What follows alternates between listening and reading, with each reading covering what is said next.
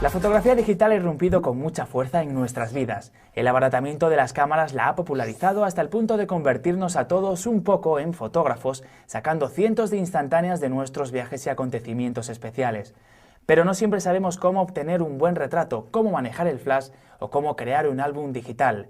A lo largo del curso abordaremos temas referentes a la fotografía tradicional, a la fotografía digital y al uso de la cámara, de manera que adquiramos los conocimientos necesarios para explotar al máximo las herramientas que tenemos a nuestro alcance. De la mano de fotógrafos profesionales de la prestigiosa escuela EFTI, ahondaremos en el mundo de la fotografía, desde las nociones básicas, como naturaleza de la luz o creación de la imagen en cámara oscura, hasta el retoque, impresión y almacenamiento digital, consejos, trucos, sugerencias, aspectos tecnológicos y aspectos creativos para que consigamos plasmar nuestros momentos irrepetibles de la mejor forma posible. ¿Sabíais que fotografía significa escribir con luz? Pues a eso os invitamos, a escribir con luz vuestros recuerdos. Bienvenidos al curso de fotografía digital de Visual Training.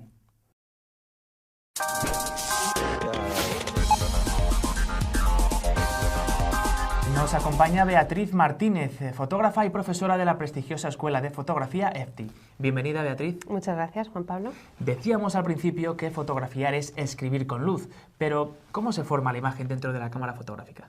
Es un concepto muy simple y se debe a leyes ópticas. En el momento en que tenemos una habitación o una caja completamente estanca la luz y se abre un orificio, un pequeño orificio en una de sus paredes, en la pared opuesta se forma una imagen invertida de lo que tenemos aquí fuera. Esto es un concepto que se conocía desde la antigüedad y es muy utilizado en el Renacimiento como elemento auxiliar de dibujo, ya que los artistas colocaban un papel en la parte de atrás y copiaban o calcaban las imágenes que tenían allí delante. Así que una cámara fotográfica es una cámara oscura. Efectivamente, es una caja completamente estanca a la luz con un orificio que es el diafragma y se nos va a formar la imagen en la parte trasera. Para que se convierta realmente en una cámara fotográfica lo que necesitamos es registrar la imagen de forma permanente y no con el lápiz del dibujante. Y para esto necesitamos un material fotosensible. Nos vas a explicar ahora qué es esto de material fotosensible, Beatriz. Sí, un material fotosensible es un material sensible a la luz, porque como hemos dicho que la palabra fotografía viene de registrar o capturar la luz, lo que tenemos que hacer es esta imagen evanescente, capturarla con un material que reaccione ante la luz. Entonces hay diferentes materiales que reaccionan ante la luz. Las sales de plata, en concreto, tienen la propiedad de que cuando les llega luz se ennegrecen.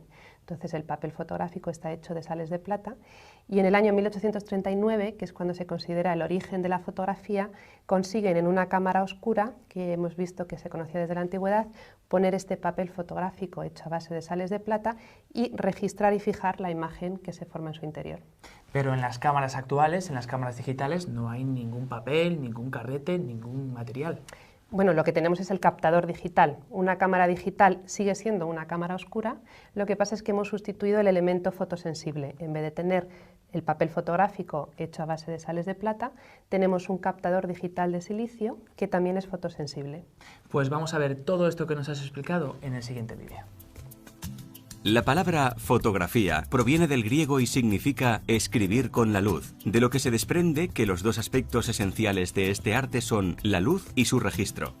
La luz incide sobre los objetos y, dependiendo del color que tengan, reflejarán más o menos luz, algo que está íntimamente ligado con la formación de la imagen en la cámara oscura. Veámoslo en el siguiente ejemplo. Un árbol refleja luz en todas direcciones. Delante de él situamos una caja completamente estanca a la luz, pero con un pequeño orificio en uno de sus lados. Sabiendo que la luz se propaga en línea recta, del punto superior del árbol, saldrán únicamente dos rayos que, al atravesar el orificio, se proyectarán en la parte inferior del interior de la caja. De igual manera, desde el punto inferior del árbol, dos haces de luz se proyectarán en la parte superior del interior de la caja, completando una imagen del árbol, pero invertida. Es un principio óptico básico y, por tanto, inmutable. El mecanismo de todas las cámaras, desde las más antiguas a las más modernas, está basado en él. Esto ya lo conocían los griegos, los árabes y, de hecho, todos los avances que se hacen en perspectiva en el Renacimiento se producen gracias a la utilización de cámaras oscuras. Como dato curioso, contaros que las construían de una dimensión tal que les permitiera observar desde su interior las imágenes invertidas que se creaban para después copiarlas o calcarlas. Una pregunta, Beatriz, ¿cuáles son las partes que conforman una cámara fotográfica? Bueno, pues en cualquier cámara fotográfica tenemos 4 partes básicas: el objetivo, el diafragma, el obturador y un elemento fotosensible que en el caso de las cámaras digitales es el captador digital. Para entender mejor el funcionamiento de cada una de estas partes podemos compararlas con diferentes partes del ojo. En primer lugar tenemos los párpados, que en la cámara fotográfica sería el obturador, una cortinilla que se abre y se cierra para dejar pasar más o menos luz. En el ojo tenemos el iris, en la cámara tendríamos el diafragma, va a ser un orificio que se abre y se cierra para también dejar pasar más o menos luz. En el ojo tenemos el cristalino, en la cámara el objetivo, que es el encargado de hacer que la imagen aparezca nítida y enfocada. Y por último, en el ojo tenemos la retina y en la cámara el captador digital, que es el encargado de que se registre la imagen. Pues ahora lo que vamos a ver a continuación, una vez que hemos visto las partes que conforman una cámara y un poquito de historia, vamos a ver la diferencia entre una cámara reflex y una cámara compacta.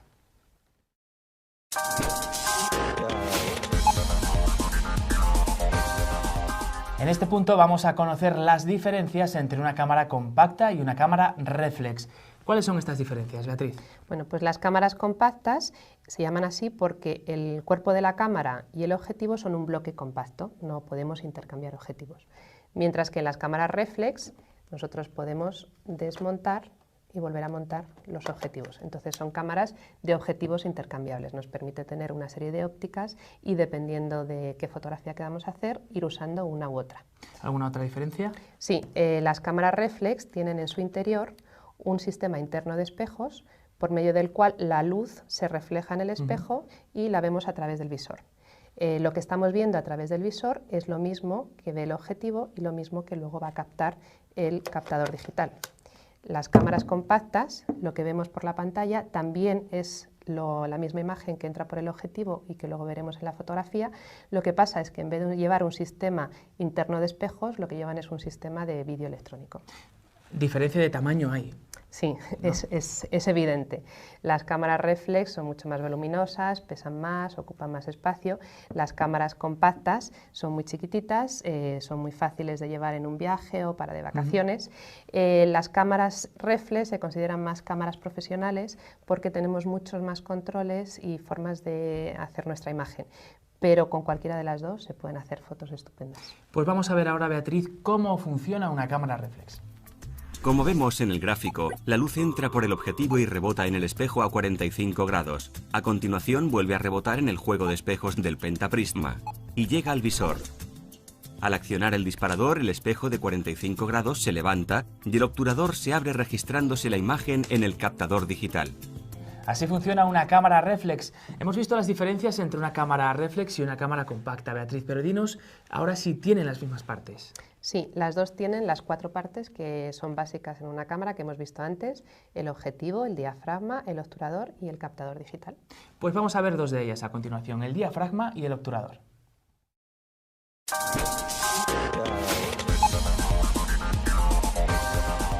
El obturador y el diafragma son 2 elementos de nuestra cámara fotográfica que nos permiten controlar la luz. ¿Pero qué es, en primer lugar, Beatriz, el diafragma?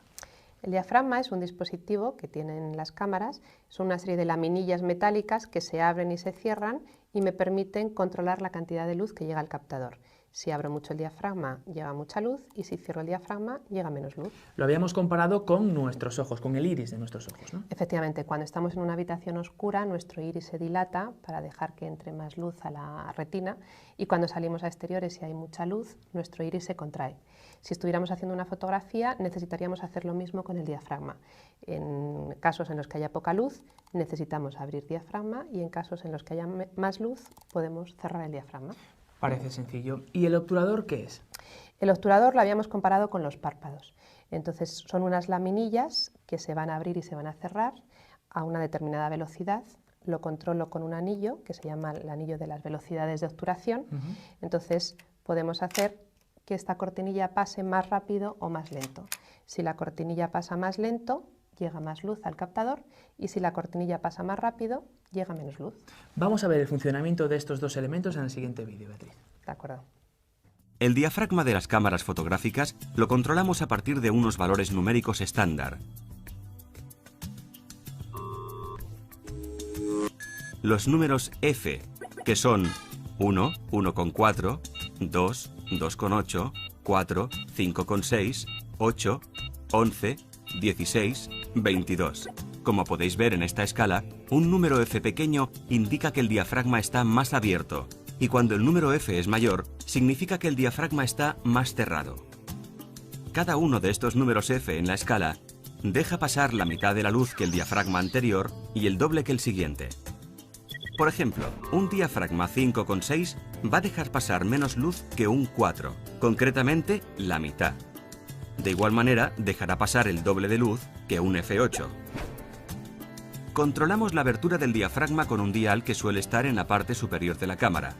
En otras ocasiones, lo encontraremos en la propia óptica. Dependiendo de la máquina, los números f pueden aparecer en tercios o en enteros. Cuando en fotografía se habla de abrir o cerrar un paso o punto, siempre nos referimos a un paso completo de diafragma. De modo que si estamos con un diafragma 8 y se nos pide abrir 2 puntos, tendremos que poner un f4. Se define velocidad de obturación como la velocidad a la que se abre o se cierra el obturador de una cámara. Controlaremos la velocidad de obturación con un dial que se encuentra normalmente en la parte superior de la cámara. El obturador se controla con el dial que indica las diferentes velocidades de obturación. Los números que aquí aparecen aluden a la rapidez con la que se abrirá y se cerrará de nuevo la cortinilla, o, lo que es lo mismo, a la cantidad de luz que dejaremos pasar.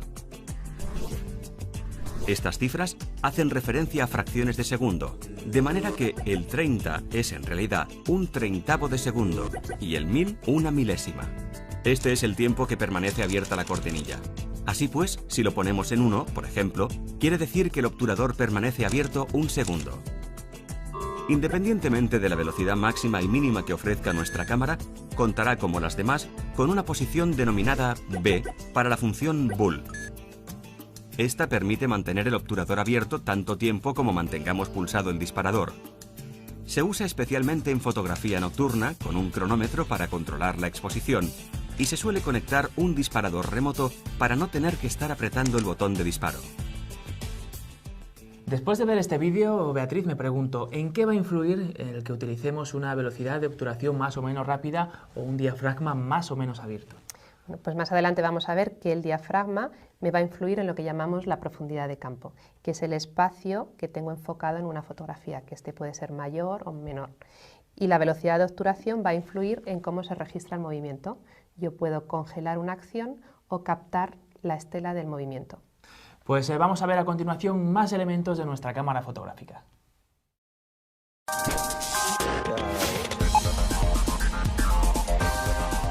Uno de los elementos fundamentales de una cámara digital es el captador. Nos habías dicho, Beatriz, que es fotosensible. Sí, los captadores digitales son sensibles a la luz y podemos medir su sensibilidad con una escala, que es lo que se llama la escala ISO. Entonces, de esta forma, cuando tenemos poca luz para hacer una fotografía, tenemos varias opciones. O bien abrimos el diafragma, pero hay ocasiones en las que esto no es suficiente, entonces podemos poner una velocidad de obturación lenta, pero esto nos puede provocar que la foto salga movida. Entonces nuestra tercera opción es cambiar la sensibilidad de la cámara y sería aumentarla.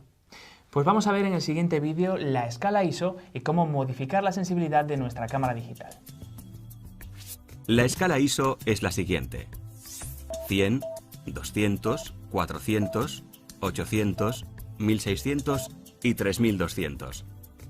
Está situada en un dial en el exterior de la cámara donde pone ISO, o bien se puede acceder a ella desde el menú general de la cámara.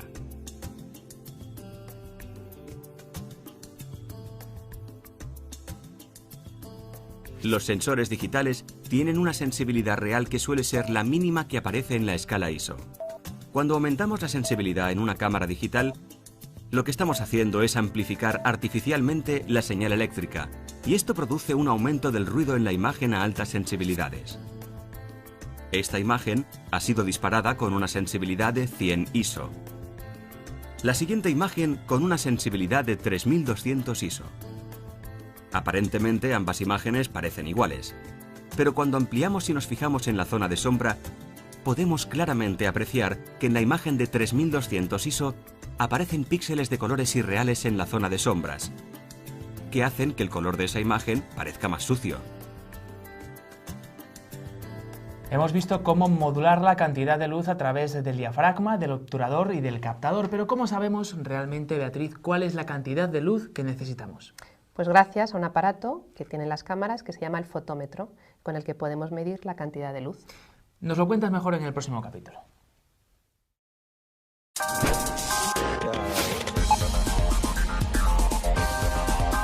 En este capítulo vamos a ver más a fondo ese dispositivo del que nos hablaba Beatriz anteriormente. Beatriz, el fotómetro, ¿en qué consiste?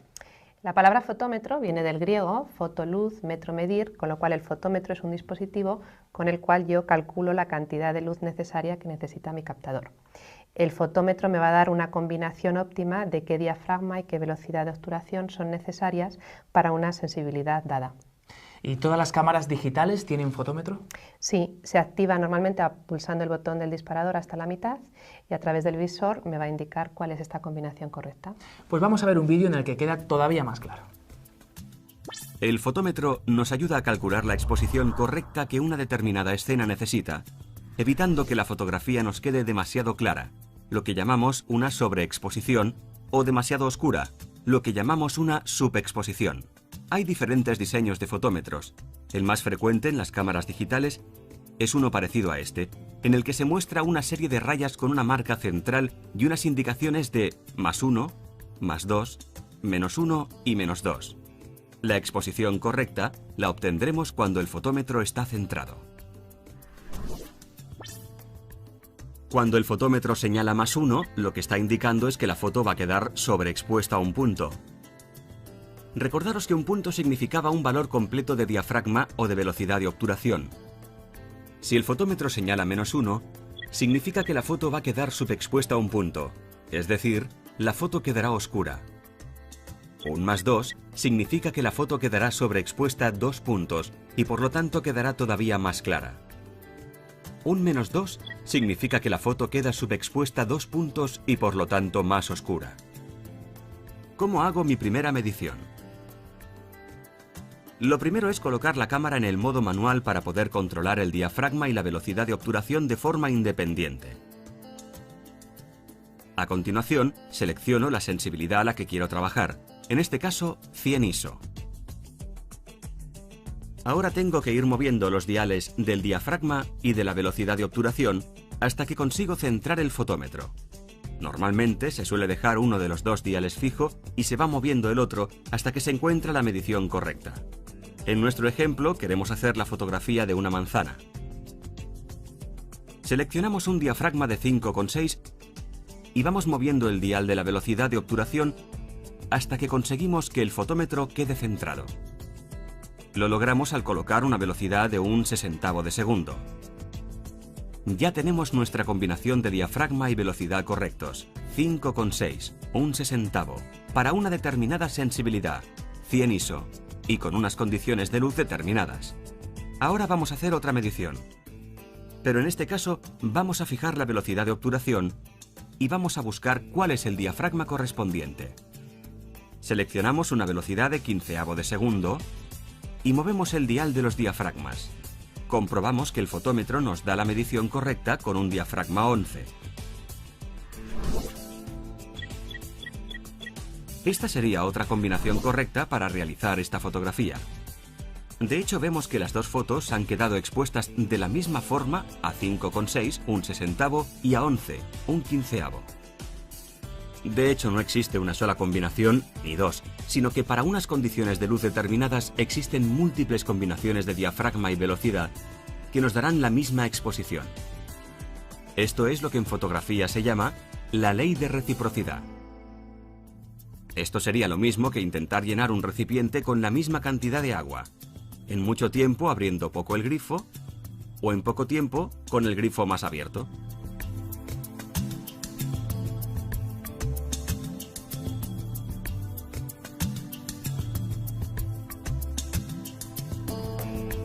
Bueno, Beatriz, veo un montón de combinaciones. ¿Cómo sé cuál debo elegir? Pues dependiendo de qué tipo de foto quieras hacer y qué efecto quieras crear en esa foto. Como veíamos, el diafragma influía en los efectos de profundidad de campo y la velocidad de obturación en los efectos de movimiento.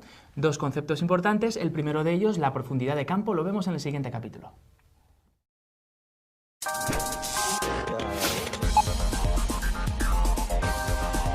Seguimos viendo conceptos importantes que os van a ser muy útiles en vuestra iniciación al mundo de la fotografía. Nos decía antes Beatriz que el diafragma influía en la profundidad de campo, pero ¿qué es la profundidad de campo?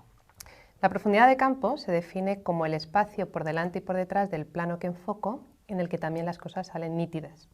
Si tengo una profundidad de campo pequeña, significa que ese espacio es reducido, y si tengo una profundidad de campo grande, significa que ese espacio es mayor. Entonces, el diafragma influye en tanto en cuanto si uso un diafragma abierto, reduzco la profundidad de campo, y si uso un diafragma cerrado, amplío la profundidad de campo. Entonces, por ejemplo, si yo quiero hacerte un retrato, yo puedo elegir desenfocar el fondo o enfocar el fondo. Si uso un diafragma cerrado, seguramente conseguiré que tanto tú y el fondo aparezcáis nítidos, y si uso un diafragma abierto, desenfocar el fondo. Muy bien, pues ¿qué te parece si lo vemos en un vídeo como hemos hecho con anteriores conceptos? Estupendo. Vamos a verlo. Por profundidad de campo se entiende el área o la distancia dentro de la cual los motivos permanecen enfocados. Esta fotografía está tomada con poca profundidad de campo. Como podemos comprobar, tenemos solo una pequeña zona enfocada. Por el fondo aparece desenfocado. La profundidad de campo depende de varios factores. Uno de ellos es el diafragma. Cuanto más abierto esté el diafragma, menos profundidad de campo. Cuanto más cerrado esté el diafragma, obtendremos una mayor profundidad de campo. En este otro ejemplo podéis ver la misma fotografía tomada con 3 diafragmas diferentes. El enfoque no se ha cambiado. En las 3 imágenes estamos enfocando al rey en el tablero de ajedrez. En la primera fotografía hemos usado un diafragma abierto, en la segunda un diafragma intermedio y en la tercera un diafragma cerrado. Fijaros en cómo ha ido aumentando la profundidad de campo al ir cerrando el diafragma. Daos cuenta también de cómo he tenido que cambiar la velocidad de obturación en cada caso para obtener la medición correcta por parte del fotómetro. En el primer caso, al usar un diafragma abierto, he tenido que utilizar una velocidad de obturación alta.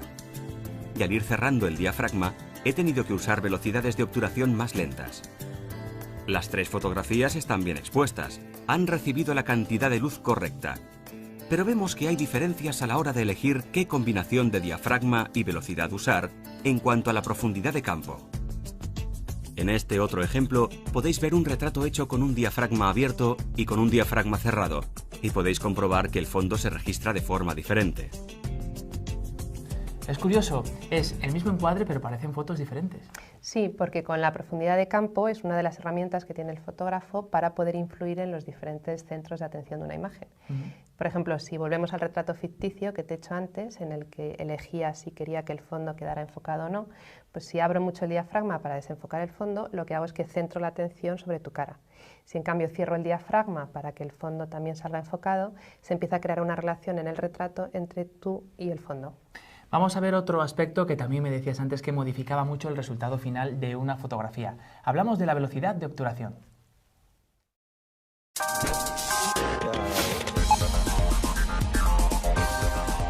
La velocidad de obturación, que es lo que vamos a ver en este capítulo, también puede modificar el resultado final de una fotografía que estemos tomando. ¿Cómo influye la velocidad de obturación? La velocidad de obturación influye en cómo se registra el movimiento.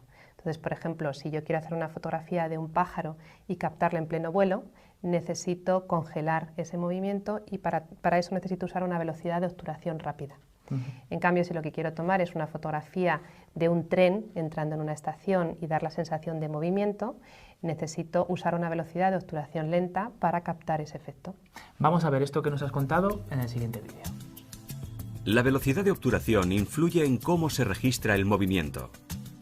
Con las velocidades de obturación rápidas, el obturador está abierto durante un tiempo muy corto, fracciones e incluso milésimas de segundo, gracias a lo cual es capaz de congelar la acción en un determinado momento. Así, si yo quiero hacer la fotografía de un coche en movimiento y conseguir que salga totalmente nítida, debo usar una velocidad de obturación rápida, a partir de un 2/50 en adelante, un 500avo, un 1000avo o un 2000avo.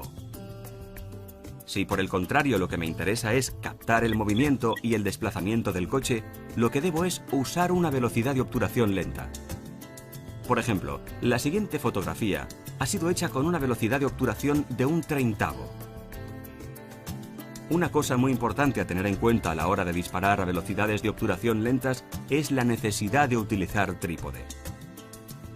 Por muy buen pulso que tengamos en el momento de sujetar la cámara y hacer una fotografía, siempre hay un ligero temblor de manos que se traduce en la foto como una trepidación de la imagen, es decir, la foto sale movida.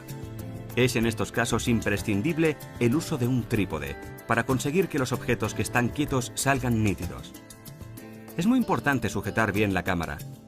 Existe una forma óptima de cogerla y es la siguiente. Abrimos la palma izquierda de la mano y sobre ella dejamos que descanse la cámara. Con el dedo índice y pulgar accionamos el objetivo y el enfoque manual. Con la mano derecha apretamos el botón del disparador. Cuando estamos en esta posición, los codos inevitablemente están pegados a nuestro cuerpo y es una posición muy estable. Cuando encuadremos en vertical, la posición de las manos se mantiene. La izquierda ayuda a sujetar la cámara y con la derecha disparamos. En el caso de no disponer de trípode, siempre podemos improvisar uno con una mesa, una silla o un banco. O si no, buscar una forma de dar mayor estabilidad a la cámara, apoyando los codos en una mesa o en una pared. A continuación vamos a ver diferentes ejemplos de fotos tomadas con distintas velocidades de obturación para que podáis comprobar los diferentes efectos.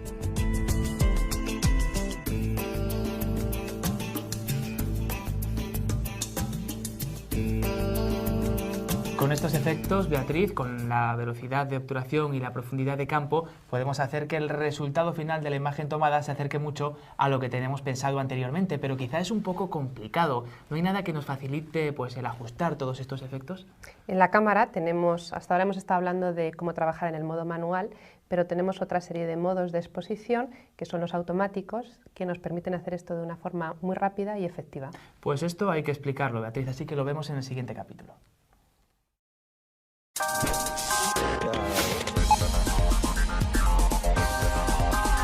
Vamos a ver a continuación los modos de exposición, que son unos ajustes predeterminados con los que la cámara, digamos que te echa una mano a la hora de seleccionar los efectos adecuados, ¿no? Sí, casi todas las cámaras nos ofrecen el modo manual, pero lo que es muy habitual es que tanto en las compactas como en las cámaras reflex tengamos una serie de automatismos o semiautomáticos con los que poder hacer todos estos efectos que hemos visto con anterioridad de una forma un poco más rápida.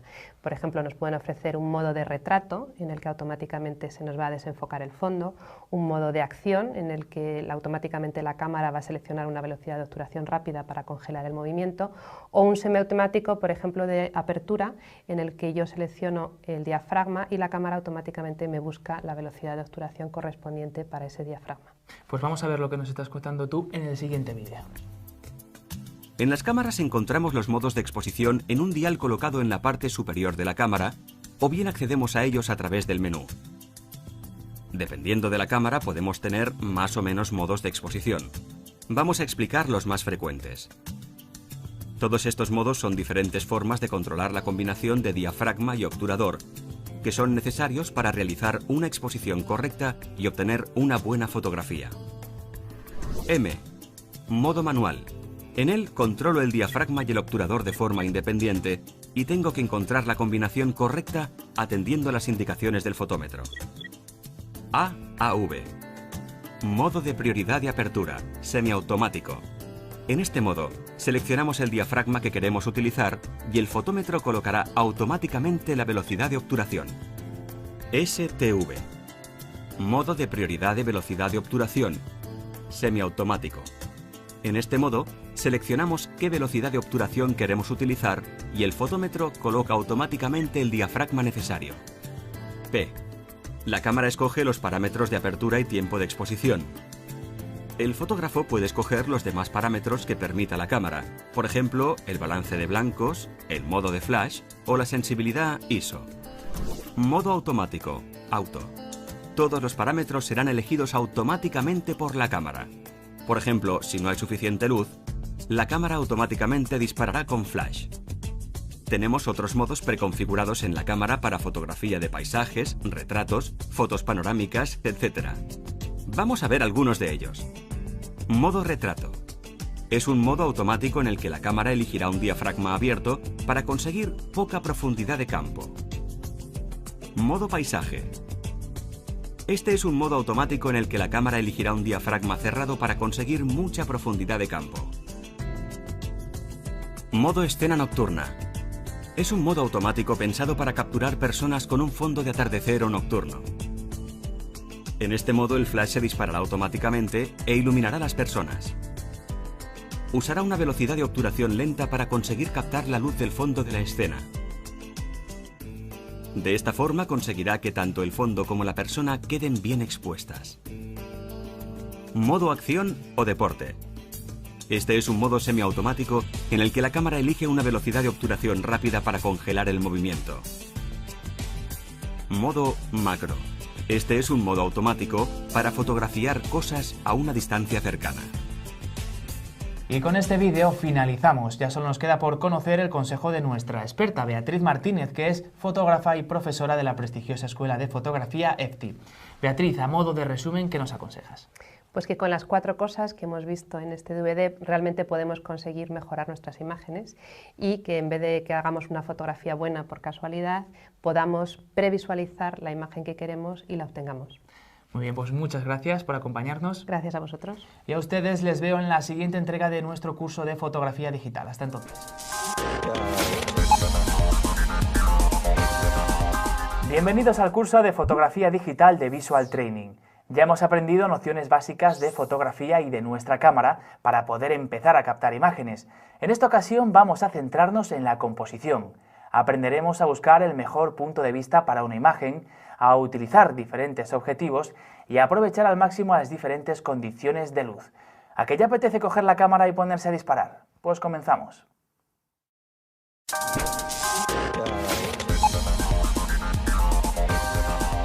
Hoy nos acompaña Fernando Marcos, fotógrafo y profesor de la prestigiosa Escuela de Fotografía EFTI. Bienvenido, Fernando. Hola, encantado de estar aquí con vosotros. Uno de los temas más presentes a la hora de hablar de fotografía es la luz. ¿Pero por qué esa importancia, Fernando? ¿De qué manera influyen las imágenes que tomamos con nuestras cámaras? La luz es tremendamente importante. Fotografiar, de hecho, es escribir con luz. Tenemos una herramienta que está ahí arriba, que es el sol, o una herramienta artificial que nosotros podemos utilizar, como puede ser un foco o una linterna, y la forma en que vamos a tener de utilizar o de modular esa luz nos va a dar imágenes e incluso estados de ánimo absolutamente distintos en cada fotografía que podamos tomar, ¿no? Así que hay diferentes tipos de luz, entonces. Hay diferentes tipos de luz y la forma de modularla es lo que nos va a interesar mucho a lo largo de este curso. Pues vamos a ver esos tipos de los que hablamos en el siguiente vídeo. Los diferentes tipos de luz que nos podemos encontrar a la hora de hacer una fotografía son los siguientes. Luz directa. Con este tipo de luz se crean contrastes muy pronunciados entre las zonas de luz y sombra y los colores resultan muy vivos. Esto puede ser beneficioso en fotografía de arquitectura, para resaltar volúmenes. En cambio, se pierden los detalles y las texturas. En retratos puede endurecer mucho las facciones y crear sombras no deseadas. Luz difusa.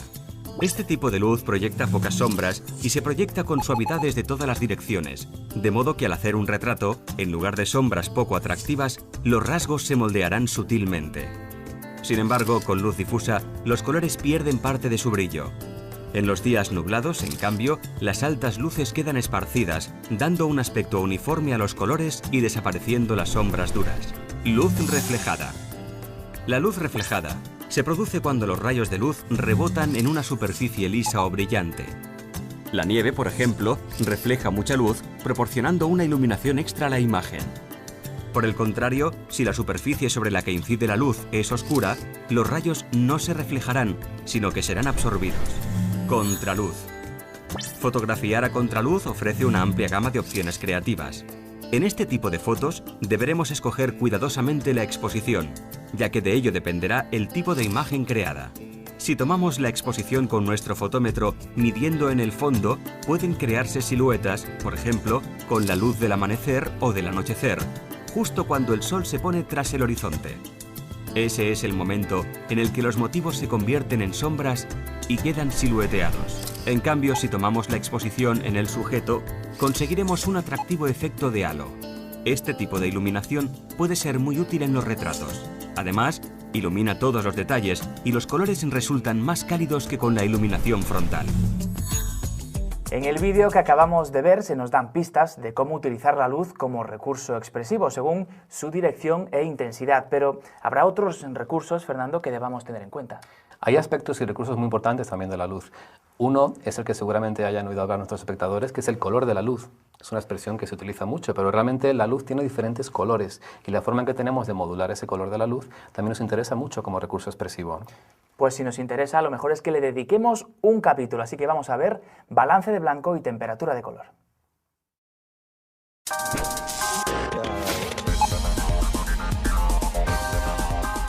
Decíamos en el capítulo anterior que la luz tiene una coloración que en principio es necesario corregir y que nos resulta muy difícil de apreciar a simple vista con exactitud. ¿Por qué sucede esto, Fernando, y cómo influye? ¿Cuál es su importancia en una fotografía?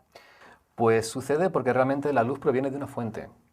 Nuestra luz, cuando salimos a la calle, proviene del sol. Si estamos en el interior de algún sitio, pues podemos encender una linterna o estos focos que tenemos a nuestro alrededor. Y el tipo de emisor nos va a dar un determinado tipo de temperatura de color distinto, ¿vale? Por ejemplo, si encendemos un mechero, nosotros vemos que esto se está produciendo por una combustión del gas. La llama al principio es más azul y se va enfriando según va subiendo hacia arriba y se convierte en una llama un poco más amarilla. Así que aquí sí apreciaríamos ese cambio de temperatura. Aquí estamos apreciando un cambio de temperatura de color porque es muy evidente, es muy fuerte. Digamos que de la luz neutra blanca al amarillo de un mechero o de una llama o de una hoguera hay muchísima diferencia de temperatura de color. Continúa. Sí. Si cogemos, por ejemplo, una linterna, la linterna tiene otro tipo de temperatura de color distinta porque proviene de otro emisor, proviene de otra fuente. Como vemos todos, es un poco más amarilla, aunque hoy día también hay tipos de luces más neutras, etcétera, pero eso es otro tema, ¿vale? Y la fuente de luz neutra, por excelencia, es el sol. El sol, en determinadas circunstancias, no cuando amanece ni cuando está atardeciendo, sino cuando está en una altura, digamos, intermedia, contiene una temperatura de color que llamamos neutra, que está en torno a los 5.000, 5.500 grados Kelvin, que es un valor físico muy complejo de explicar en este DVD, pero que es importante. Y eso nos va a influir mucho sobre la cualidad de la imagen, el color que pueda tener la imagen. Podríamos anularlo, podríamos eliminar ese dominante de la temperatura de color, o podemos potenciarlo. Incluso tampoco tendríamos por qué dominarlo del todo, porque si yo enciendo una llama y de repente la vemos en una foto blanca, no nos lo creemos. Tiene que tener algo de amarillo. El ojo va a adaptar ese color de la temperatura de color.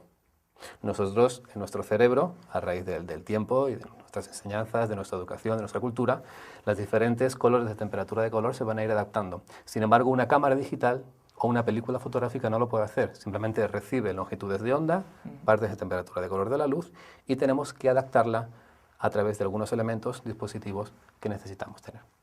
Fernando, como es un término complejo y abstracto, ¿qué te parece si lo vemos en un vídeo y lo dejamos un poquito más claro? Perfecto. La temperatura de color se mide en grados Kelvin, según una norma que sitúa en 5.600 grados Kelvin la luz del día teóricamente perfecta. Esta puede variar durante el día según la hora y las condiciones atmosféricas. Rosada por la mañana, amarillenta a primera hora de la tarde, anaranjada en la puesta de sol, azulada al caer la noche. A continuación vamos a ver algunos ejemplos aproximados de temperatura de color con distintas dominantes, de más cálida a más fría. 1700 grados Kelvin. Luz de una cerilla. 1850 grados Kelvin. Luz de vela. 2800 grados Kelvin. Luz incandescente o de tungsteno. Iluminación doméstica convencional. 5500 grados Kelvin. Luz de día. Flash electrónico, aproximado. 5770 grados Kelvin. Temperatura de color de la luz del sol pura. 9300 grados Kelvin. Pantalla de televisión convencional. 28.000, 30.000 grados Kelvin. Relámpago. Normalmente, las cámaras digitales tienen una opción de configuración que permite indicar distintos modos de balance de blancos, corrigiendo así las tonalidades que interpreta nuestra cámara. La mayoría de las cámaras digitales trae incorporado al menos un sistema de balance de blancos automático. Los ajustes de balance de blanco más habituales de las cámaras digitales son los siguientes. Automático. En esta opción la cámara selecciona automáticamente el balance de blancos más apropiado. Interiores. El balance de blancos se ajusta asumiendo que nos encontramos en un espacio iluminado por la luz de una bombilla incandescente o halógena, que es la iluminación típica del hogar. Soleado. El balance se ajusta entendiendo que nos encontramos en un espacio exterior con un tiempo soleado. Nublado. En este balance, la cámara se ajusta asumiendo que nos encontramos en un espacio exterior con un tiempo nublado. Flash. Esta opción se usa cuando hacemos una fotografía usando flash. Preset. Esta última opción se suele usar para condiciones inusuales de luz, en el que la temperatura de color no se ajusta exactamente a ninguna de las anteriores, haciendo una medición específica para esa situación determinada. Una vez preparada la cámara para que capte correctamente la luz, debemos decidir qué incluir en nuestra fotografía y qué no. Es lo que llamamos, Fernando, el encuadre. Fundamental. Importantísimo, ¿no? Nuestro trocito de realidad. Pues vamos a ver cómo podemos seleccionar el mejor encuadre para nuestras fotografías en el siguiente punto.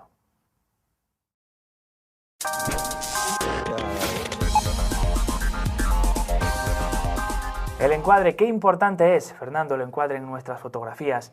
Realmente es captar un trocito de escena, una porción de la escena que estamos viendo, ¿no? Un trocito de nuestra realidad y llevarlo a una imagen plana con 2 dimensiones. Fíjate qué difícil, estamos trabajando algo tridimensional y lo estamos llevando a algo que además tiene unas dimensiones físicas determinadas, ¿no?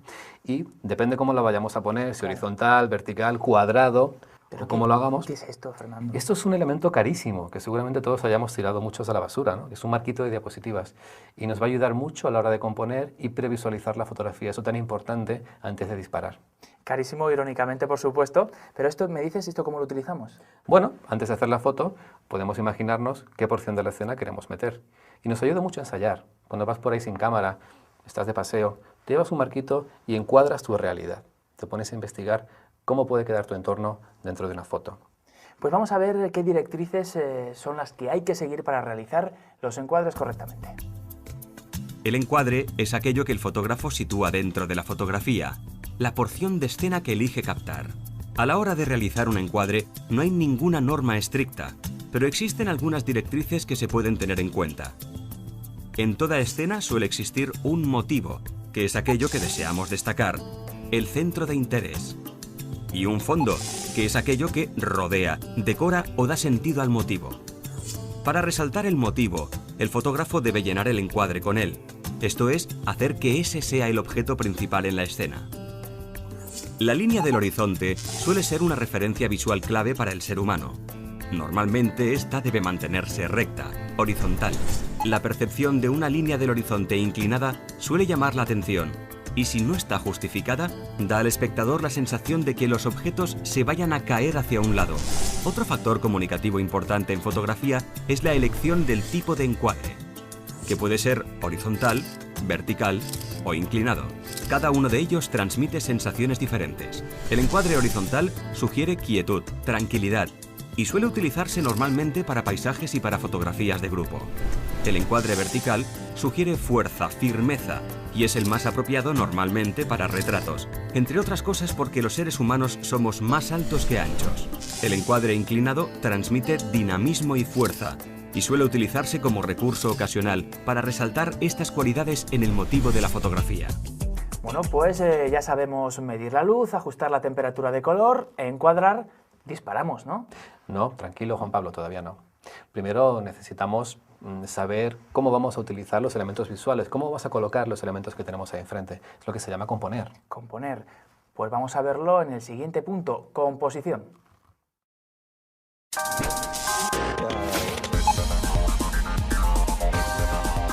Vamos a ver a continuación la composición. Fernando, una vez que ya hemos conseguido el encuadre, ¿por qué es tan importante la colocación de los elementos dentro de ese cuadro? La verdad es que es muy importante.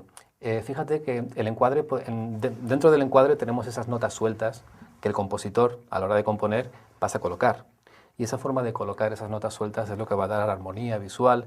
Vamos a conseguir una fotografía más equilibrada, que se lea más rápidamente, que intrigue más al espectador. Hay muchísimos elementos muy sencillos de verdad que nos van a ayudar a que nuestra imagen transmita lo que realmente nosotros queremos que transmita. Algo muy típico que me recuerda a esto que estás hablando es, por ejemplo, cuando vas de viaje y sacas esas primeras fotografías de jovenzuelo, vamos a decir, ¿no? Y siempre centras al personaje. Siempre, sí. Tenemos una manía del fotomatón, yo creo, ¿no? De cuando somos niños, de hacer un retrato totalmente centrado, que no se va nada del fondo, etcétera, cuando a veces es más interesante dejarlo a un lado y hacer que el fondo colabore a la información que queremos aportar sobre ese retratado, ¿no? Eso sería la composición. Eso es composición, por ejemplo. ¿Y hay alguna directriz que debamos seguir? Hay unas cuantas, hay un montón de directrices muy sencillas, todas, que tienen que ver algo así como con la sintaxis visual, ¿no? Nosotros nos han enseñado a leer desde niños textos, sabemos todos gramática, ortografía, pero nadie nos ha enseñado sintaxis visual. Creo que es importante, ¿no? Pues vamos a ver cuáles son esas directrices básicas que nos van a ayudar a componer. Componer es colocar los elementos en el marco y decidir qué destacar. No existen reglas rígidas respecto a la composición. No obstante, es importante que el fotógrafo conozca algunos recursos cuya eficacia está demostrada y que pueden ser de utilidad para resaltar el motivo o transmitir distintas sensaciones. Un aspecto muy importante a considerar a la hora de componer la fotografía es el formato más adecuado para su presentación. El formato horizontal es el más utilizado para los paisajes y para las fotografías de grupo.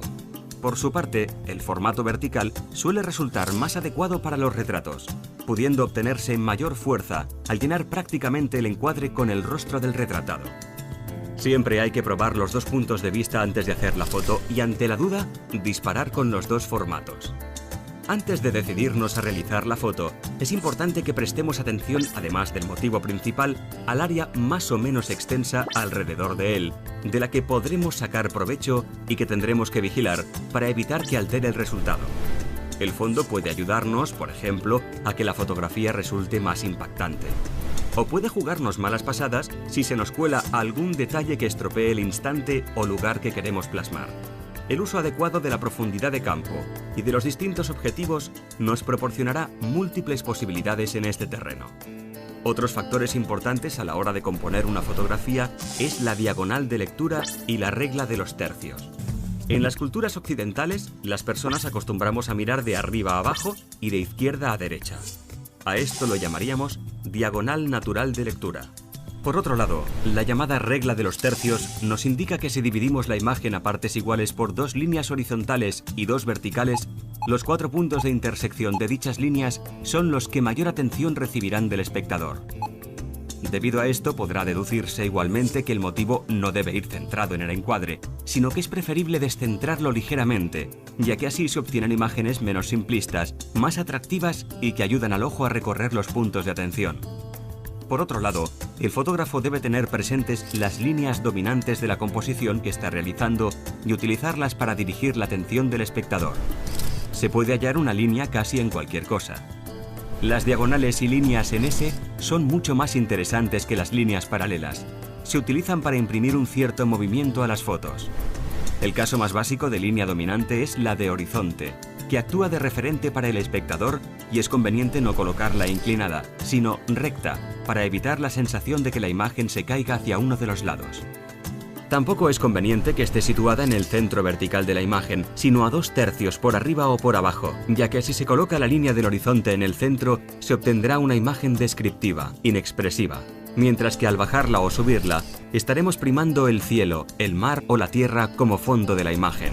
Otro caso típico son las líneas diagonales que a menudo se forman en las fotografías. Por ejemplo, una carretera, un edificio. Todos estos elementos forman líneas dominantes en la fotografía y pueden, por tanto, ser usados para conducir la atención.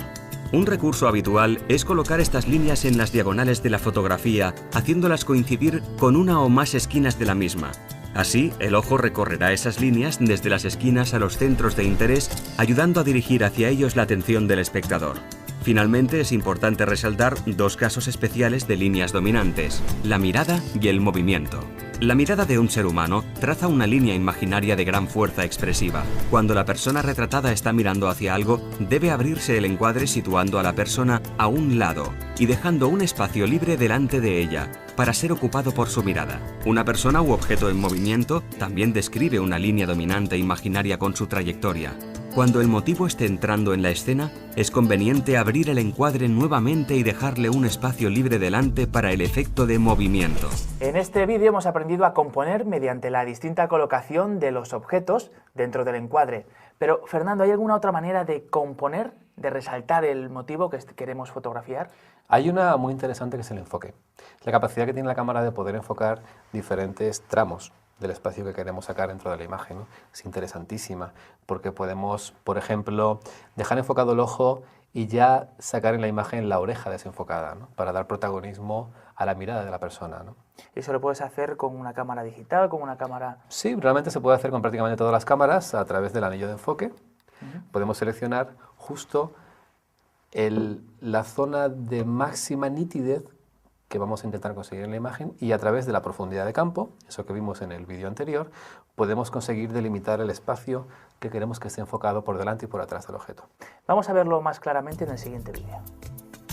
El enfoque es otro de los elementos fundamentales para dirigir la atención del espectador y resaltar los motivos de nuestras composiciones. El anillo de enfoque de la cámara fotográfica nos permite enfocar a distintas distancias y, controlando la apertura del diafragma y el tiempo de exposición del obturador, podemos conseguir mayor o menor profundidad de campo en la imagen y también enfoques selectivos. Efecto bokeh. El primer gran recurso artístico del enfoque selectivo es resaltar el elemento enfocado, el motivo, frente a todo lo demás que está desenfocado, fondo, reduciendo la profundidad de campo.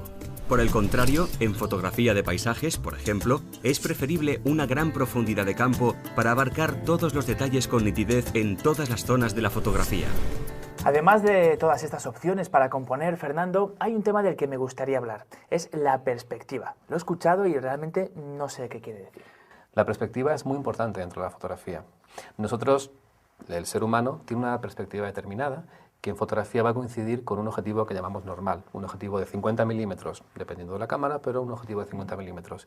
Ese objetivo nos va a dar una perspectiva muy natural. Eso quiere decir que si yo en la realidad veo esta cámara aquí y esta otra cámara a esta distancia, dentro de la fotografía la voy a captar con esa cierta naturalidad visual. Va a estar aquí y esta va a estar aquí. También puedo lo que llamamos exagerar la perspectiva, que se realiza a través de gran angulares. Un objetivo gran angular tiene mucho ángulo de toma, y si yo enfoco esta otra cámara, aunque esté muy cerca de ella, dentro de la imagen la voy a ver muy lejos, muy exagerada. Al caso contrario tenemos un teleobjetivo.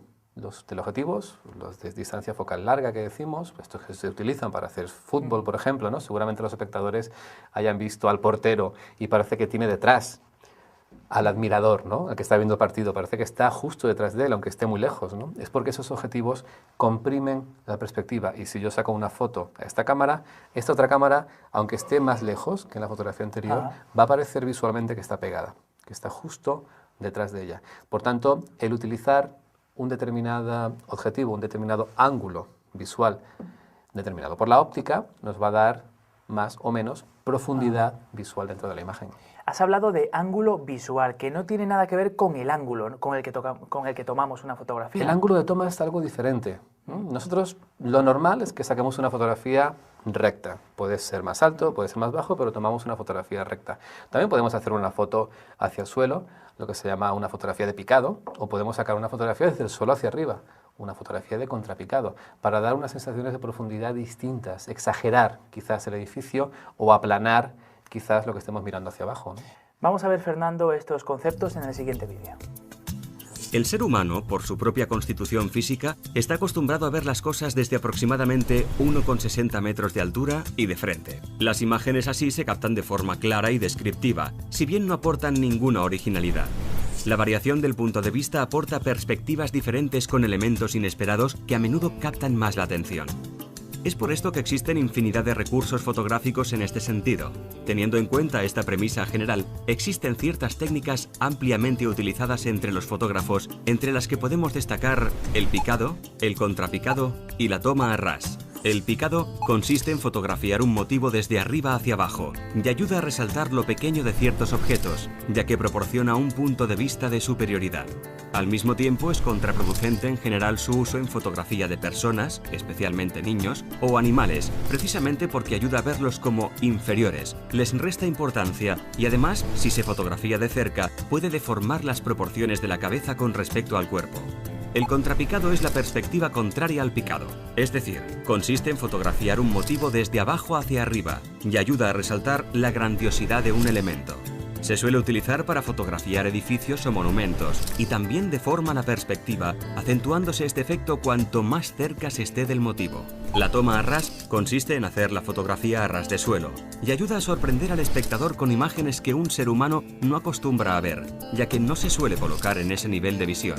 Este ángulo se utiliza para fotografiar motivos pequeños en su entorno natural, a los que no prestamos habitualmente mucha atención. Ahora ya tenemos las nociones básicas para componer una buena instantánea con cualquier cámara. Un tema importantísimo, el de la composición. Sí, realmente estamos aprendiendo a escribir, ¿no? A escribir. Pero son temas o conceptos un tanto etéreos todos, ¿no? Abstractos. Sí, no tenemos nada físico aún. Sí, hay muchas cosas físicas. Por ejemplo, esto de aquí, ¿no? ¿Qué es? ¿Qué es eso, Fernando? Es un objetivo. ¿El objetivo es importante? Muy importante. Pues lo vemos en el siguiente capítulo.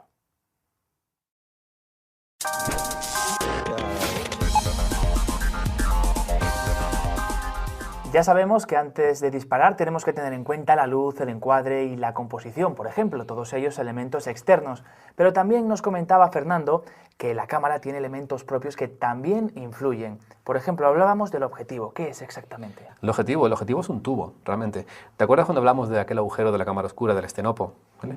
Pues ha evolucionado un poco. Y lo que va a permitir es redireccionar la imagen hacia el plano de la película o hacia el captador con determinados ángulos. Podemos tener un teleobjetivo, que va a ser un objetivo de estos que se utilizan para deportes o para fotografía de naturaleza, ¿no? Que va a emitir un ángulo de visión muy estrecho, por tanto podemos ver las cosas desde muy lejos, o podemos tener un objetivo gran angular, que es un objetivo que va a permitir que toda nuestra realidad entre dentro de la imagen, con mucho ángulo de visión. ¿Y de qué depende la calidad de un objetivo? Depende sobre todo mucho del vidrio del cual estén construidos, ¿vale? Dentro llevan unos elementos que son lentes. Es un conjunto de lentes, muchas, pocas, depende de cómo sea el objetivo, cómo esté diseñado, y sobre todo y fundamentalmente depende de la calidad del vidrio con el cual esté hecho. Podemos tener vidrios malos o vidrios de altísima calidad más caros, por supuesto, ¿no? Un término que he escuchado y que no sé realmente qué significa. Distancia focal. Distancia focal. Te lo voy a explicar otra vez con mi maravilloso encuadrador. Carísimo encuadrador. Carísimo encuadrador. Bueno, esto es un gran angular.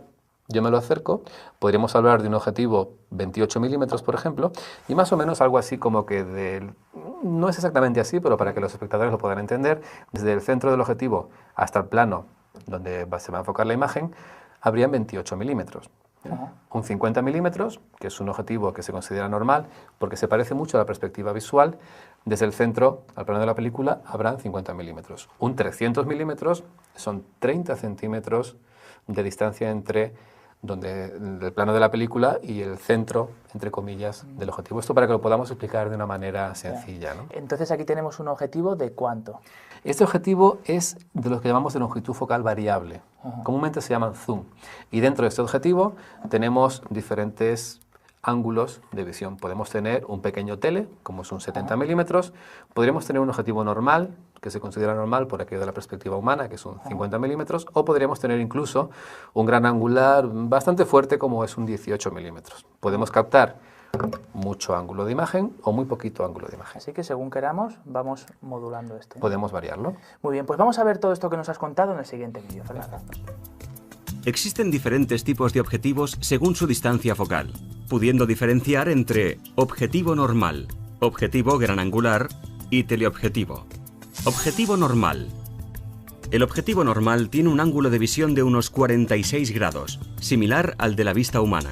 Al contemplar una foto realizada con un objetivo normal, se obtiene la impresión de una perspectiva natural, sin distorsión de líneas. En cámaras convencionales, la distancia focal empleada para un objetivo normal suele ser de 50 milímetros. Gran angular. Su ángulo de visión es mayor al del objetivo normal, generalmente entre 60 y 180 grados. Se utilizará para los planos generales, donde sea necesario abarcar un gran ángulo de visión desde una distancia corta.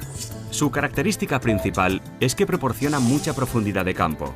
Sin embargo, estos objetivos suelen distorsionar la imagen haciendo curvas las líneas rectas. Se utiliza normalmente en fotografía de interiores, arquitectura o de paisaje.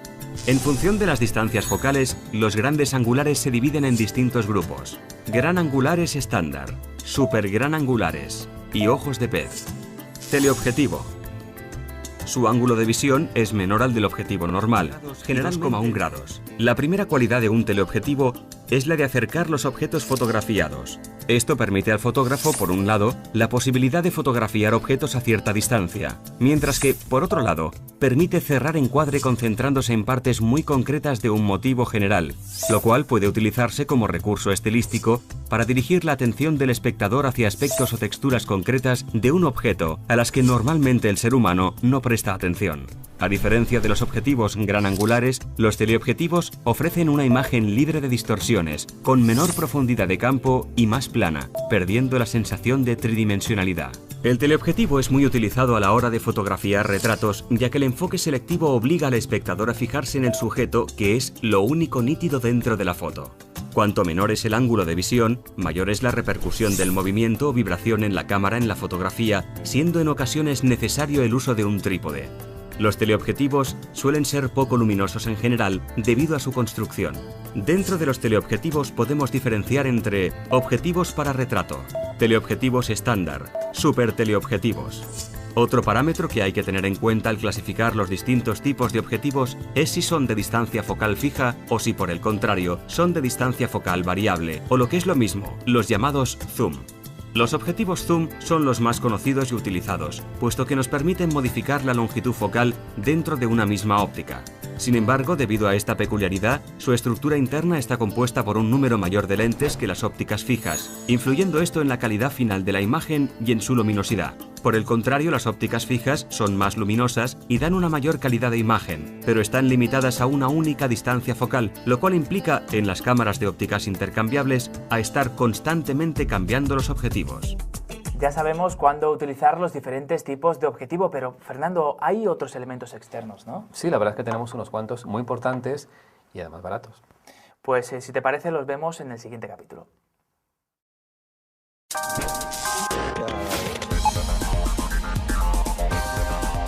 En este capítulo vamos a tratar los accesorios, los más básicos, los que cualquier aficionado debería tener. Por ejemplo, Fernando, los filtros. Los filtros realmente se utilizan más de lo que la gente piensa. Un filtro es una superficie de vidrio o de plástico, pero normalmente ya son todos de vidrio, con un determinado color o transparente, que lo que va a hacer es filtrar la luz, dejar que pase un determinado color de la luz y retener otros componentes. En digital se utilizan menos que en otro tipo de fotografía, pero tenemos dos tipos que sí nos interesan mucho para nosotros. Uno de ellos es el que llamamos filtro protector. Tiene diferentes formas de llamar, pero filtro protector a veces se llama skylight. Como ves, es un filtro transparente que lo que nos va a hacer es, sobre todo, proteger el objetivo. El filtro se enrosca delante del objetivo, vienen con determinados diámetros, pero puedes tener un objetivo más grande, un objetivo más estrecho, vienen con determinados diámetros, lo enroscamos y, sobre todo, lo que va a hacer es proteger las lentes frontales de arañazos, piedras, etcétera. Porque un filtro puede costar muy poco dinero, pero un objetivo puede costar mucho dinero. Sí. ¿Cambia lo que es la imagen? ¿Cambia la fotografía? En este caso, en fotografía digital, poco. No nos hace demasiado cambio. Porque antes en analógico sí teníamos que filtrar más la luz. Ahora el balance de blancos cumple un poco esa función. Pero claro, proteger el objetivo nos interesa. Claro. ¿Y existen otros tipos de filtros que cambien la imagen que queremos registrar? Hay otro más muy importante, que es el filtro polarizador, que lo vamos a ver mejor en el vídeo. Pues vamos a ver esos filtros polarizadores que nos comenta Fernando. Los filtros polarizadores. Estos filtros están construidos sobre la base de dos cristales, uno fijo y el otro con movimiento de rotación que se gira hasta conseguir el efecto deseado. Elimina reflejos indeseados en superficies como agua o cristal. También mejora el colorido de la hierba y el follaje debido a que se filtran los reflejos azulados del cielo. Filtros protectores. Son cristales sin ningún efecto en la imagen y se usan para proteger la lente del objetivo de la suciedad y arañazos. Los más habituales son el filtro Skylight o 1A y el UV. Ya hemos visto cómo utilizar los filtros, en especial para obtener resultados creativos, pero hay otros elementos que son muy prácticos para cualquier fotógrafo. Fernando. Muy sencillos y baratos. Ya tenemos la cámara puesta en un trípode para que no se nos mueva. Le tenemos colocado el parasol para que no entre luz parásita.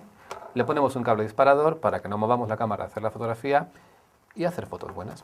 Pues vamos a verlo en el siguiente vídeo en profundidad. Parasol. El parasol es un accesorio que se coloca en el extremo del objetivo para eliminar la luz parásita o dispersa que resta contraste a las imágenes. La geometría del parasol depende de la distancia focal y será más corto y abierto cuanto menor sea la distancia focal y más grande y estrecho cuanto mayor sea la distancia focal. Una elección errónea del parasol puede producir viñeteado en la fotografía. En el caso de usar zoom, habrá que usar el parasol adecuado a la menor distancia focal de este. Trípode. El trípode es un accesorio con 3 puntos de apoyo que permite mantener la cámara fotográfica completamente estática. Suelen tener una zapata que se ajusta a la cámara con una rosca para dejarla permanentemente en ella y así acoplar la cámara rápidamente al trípode sin tener que enroscarla. Permite girar la cámara vertical, horizontalmente y moverla en altura. El trípode es necesario en exposiciones largas, a partir de 1/30 de segundo aproximadamente, al usar teleobjetivos, pues un ligero movimiento en la cámara supone un movimiento muy grande en un sujeto enfocado a gran distancia. Es recomendable que el trípode sea pesado y estable para conseguir que la cámara esté completamente quieta. Si se prefiere uno ligero, se recomienda utilizar un disparador para no mover la cámara en el momento de apretar el botón del obturador. El disparador. El disparador es un accesorio que nos permite efectuar un disparo sin afectar al movimiento de la cámara cuando utilizamos un trípode. Los primeros y los más utilizados constan de un cable más o menos largo, con un botoncito en un extremo y una rosca en el otro, la cual se inserta en el pulsador de disparo del obturador. A estos le siguieron los disparadores electrónicos por control remoto, que afectaban aún menos al movimiento de la cámara. Este es el tipo de disparadores que se utilizan en las cámaras SLR automáticas. Bueno, Fernando, así que todos estos elementos hacen que el acabado final de nuestra foto mejore. Mucho, la verdad es que son elementos muy sencillos que puedes llevar en la bolsa sin ningún problema y nos va a ayudar mucho a que la foto no se nos trepide, no se nos mueve, queda más nítida, más cromática, mejora mucho la imagen, de verdad que sí. Vamos a ver el siguiente capítulo, visor o LCD.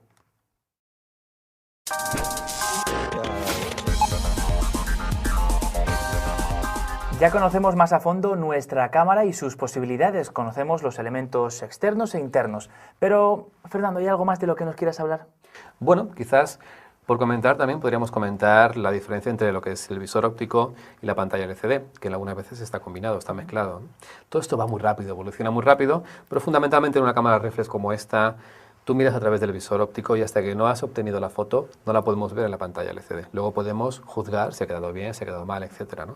Las cámaras compactas, por otro lado, tienen esa capacidad de que directamente estamos viendo la imagen en la pantalla LCD y nos puede ayudar quizás un poco mejor a componer o algunas estrategias visuales, ¿no?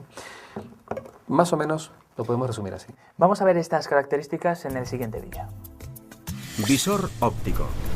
A la hora de hacer una fotografía contamos con distintas formas de visualizar la acción a través de la cámara dependiendo del modelo. El visor óptico es la ventanilla, pantalla o marco de la cámara del que se sirve el fotógrafo para ver exacta o aproximadamente la parte de la escena cubierta por el objetivo. Los visores ópticos son de 2 clases, directo y reflex. El visor óptico directo, propio de algunas cámaras, sobre todo en compactas, utiliza un sistema óptico completamente independiente del objetivo. Es decir, que lo que vemos a través de él no es exactamente la imagen que se va a captar. El visor reflex es aquel que sí permite al fotógrafo ver la escena a través del objetivo, de modo que lo que está viendo es exactamente lo que será captado en la fotografía. Se evita así el error de paralaje que se da en las cámaras con visores ópticos directos.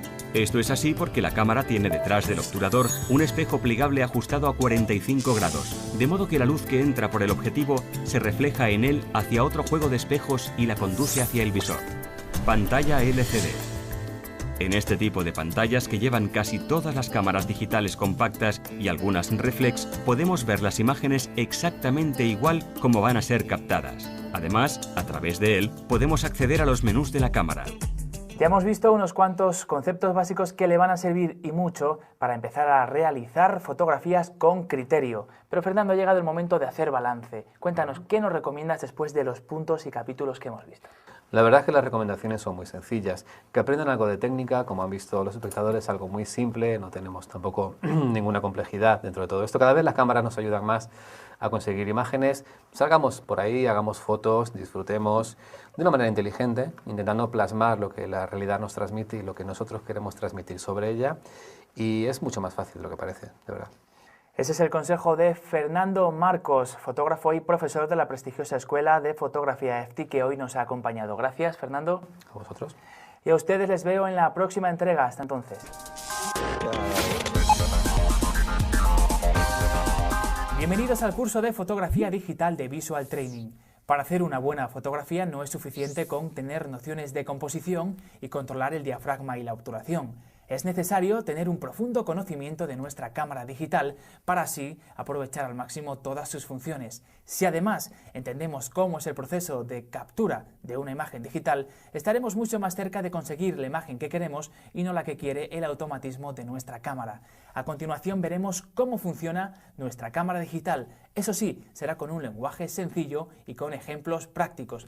Prestaremos atención a los conceptos más importantes como son el ruido, la resolución o los formatos. Veremos cómo se forma el color dentro de nuestra cámara digital o qué son los sensores o los captadores. Así pues, comienza el curso de Visual Training sobre la cámara digital.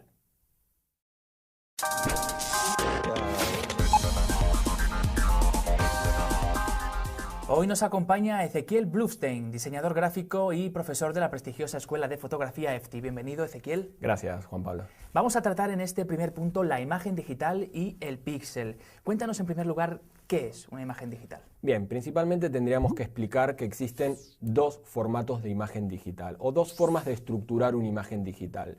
Una es la que habitualmente se conoce con el nombre de sistema vectorial, que quizás es menos conocido porque es un sistema que quizás no sirve o no es tan práctico a la hora de representar una foto.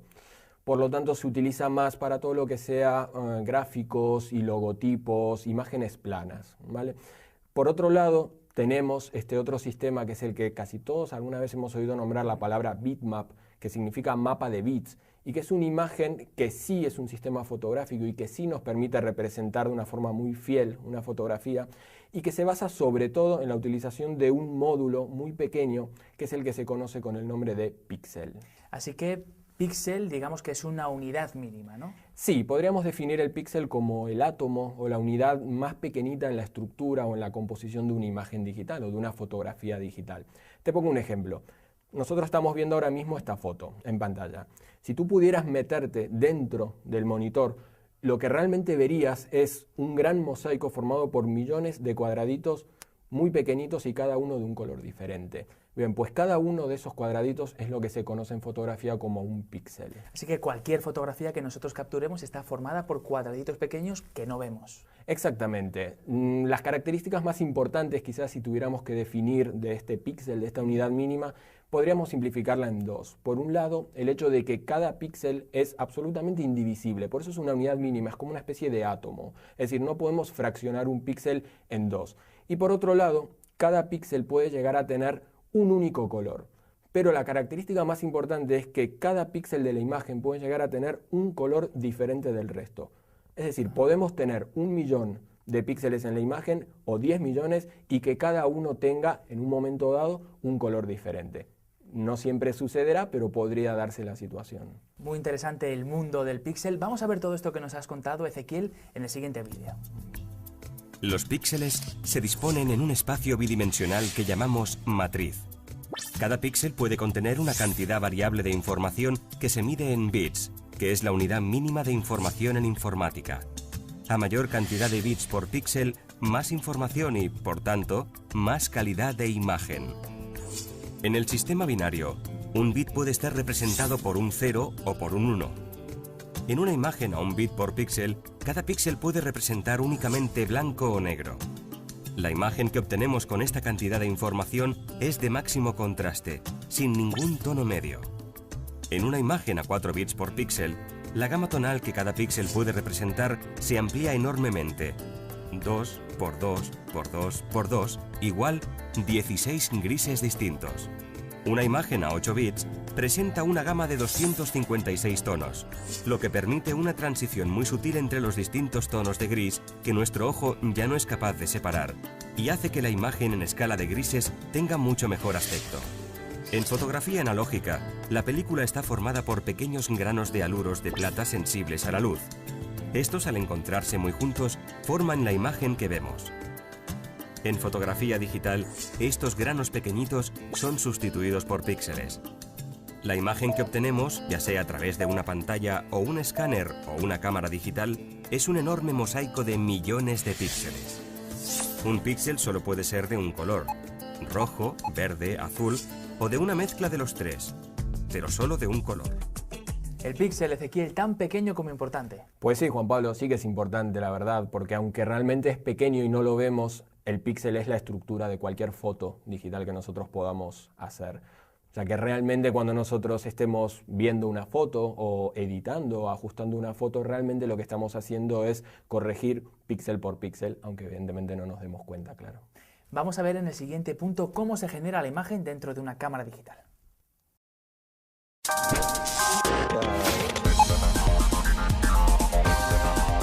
Sensores y conversor analógico digital. Decíamos, Ezequiel, que vamos a ver cómo se formaba la imagen dentro de una cámara digital.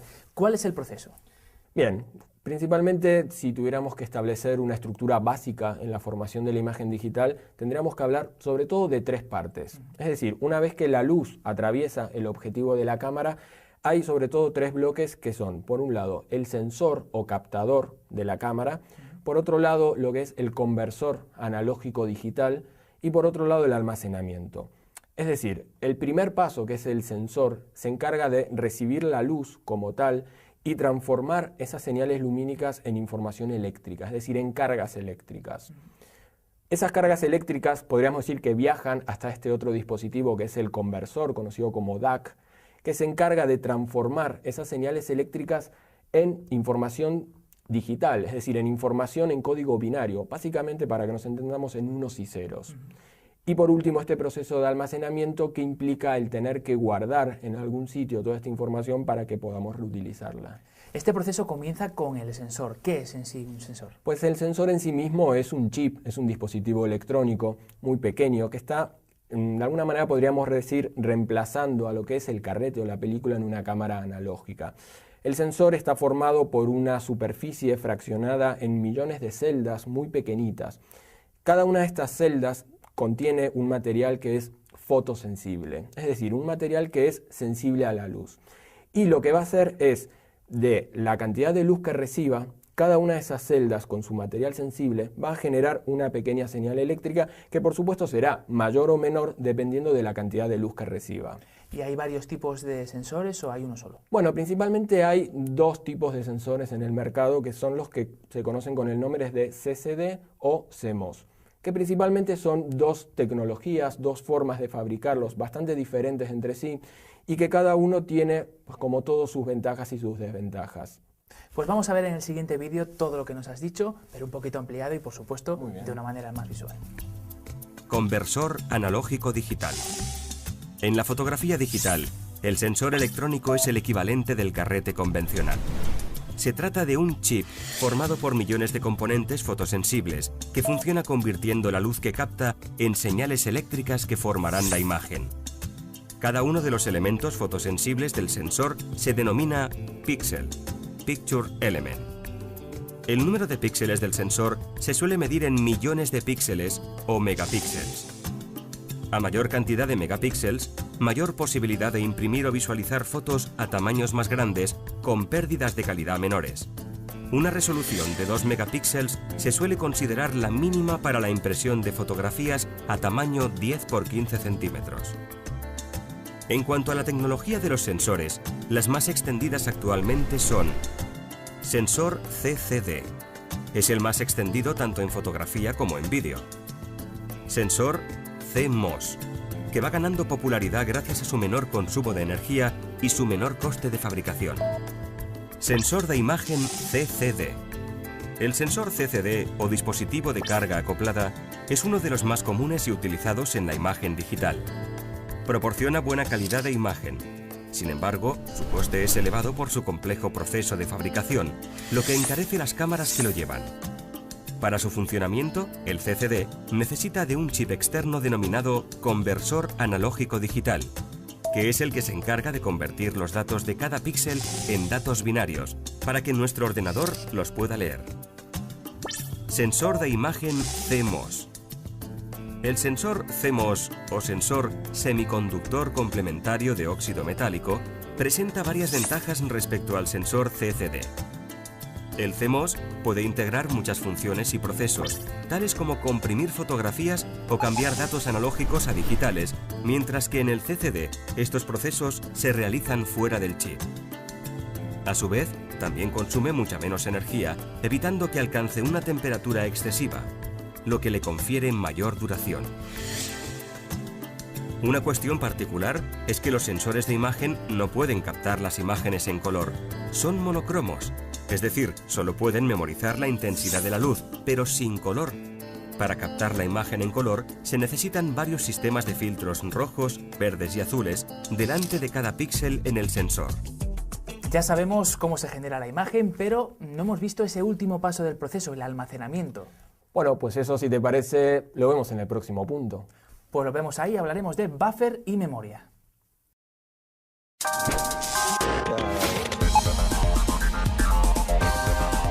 Decíamos que una imagen está formada por píxeles y esos píxeles por unos y ceros. Pero ¿dónde se almacena tanto número, Ezequiel? Bien, pues evidentemente la información que se genera, esta información digital, como bien dices, estos unos y ceros, hay que guardarlos en algún sitio. Es decir, hay que tener en cuenta que la información digital, los unos y los ceros, al final son información volátil. Es decir, no están escritos en ningún lado hasta que no tomemos la decisión de que esto se tiene que guardar en algún lado. Sí, te iba a decir que buffer y memoria, este es el título de este punto. La memoria nos suena, pero el buffer quizá menos, ¿no? Bien, pues podríamos decir que el almacenamiento de la información digital dentro de la cámara se produce en dos instancias. Es decir, en una instancia previa, que es esto que tú me preguntas, que es el buffer, que es como una especie de almacenamiento muy rápido.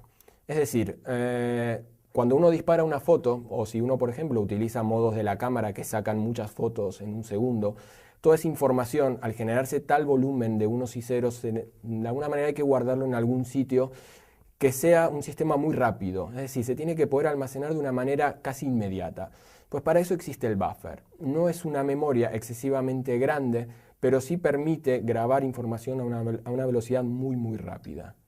La memoria ya nos suena más, son las típicas tarjetas que Exacto, podemos ver aquí. sí, estas tarjetas que podemos ver aquí, por ejemplo, son dos modelos de tarjetas de memoria que son las que utilizan sobre todo la gran mayoría de las cámaras digitales. Sobre la tarjeta pues hay varios tipos, ¿no? Hay varios tipos, es un mundo muy grande, tenemos de diferentes formatos, de diferentes tipos de fabricación.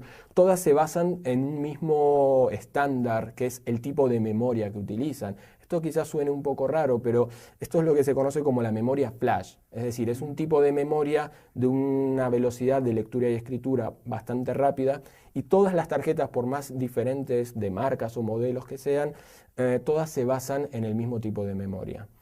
Para ver de una manera más clara todo lo referente a la memoria, os hemos preparado el siguiente vídeo. El buffer es la memoria de la cámara reservada para el almacenamiento temporal de información digital mientras que está esperando ser procesada. Una vez se ha finalizado la captura de la imagen, se traslada a la tarjeta de memoria. La tarjeta de memoria se caracteriza porque se puede borrar y reutilizar. Se puede sacar de la cámara e introducirse al ordenador o directamente a la impresora. Existen diferentes clases de tarjetas. Algunas de ellas pueden almacenar diferentes tamaños de archivos, dependiendo de la capacidad de cada una y del precio de adquisición. Las clases de tarjetas de memoria flash más comunes son Compact Flash y Secure Digital Card, SD. Las tarjetas Compact Flash son unas de las mejores del mercado, ya que presentan todos los tamaños y a un precio muy competitivo por megabyte de almacenamiento. Es considerada la tarjeta de los profesionales por su alta capacidad de almacenamiento de datos y velocidad en lo que respecta a la escritura de información. Secure Digital Card, SD, se caracteriza porque presenta un tamaño muy reducido. Su formato y su coste razonable la hacen muy popular.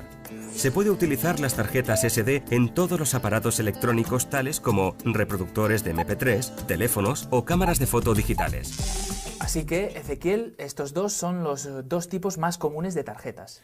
Sí, efectivamente, son los dos más comunes, el tipo SD y el tipo Compact Flash, pero vale aclarar que no son los únicos y también es importante aclarar que realmente uno no siempre elige qué tipo de tarjeta quiere utilizar. Es Así decir, que yo no puedo decir, bueno, yo voy a utilizar ahora pues esta, o esta que es más pequeña. No. no exactamente. Realmente quien decide qué tipo de tarjeta podemos utilizar es el fabricante de la cámara. Es decir, la mayoría de las cámaras traen un tipo de tarjeta que admiten, pero evidentemente en cámaras profesionales ya podemos encontrar modelos determinados que nos permiten pues igual elegir una o elegir otra, y en ese caso sí podrías elegir. Yo creo que nos ha quedado claro. Vamos a ver a continuación cómo se forma el color dentro de una cámara digital.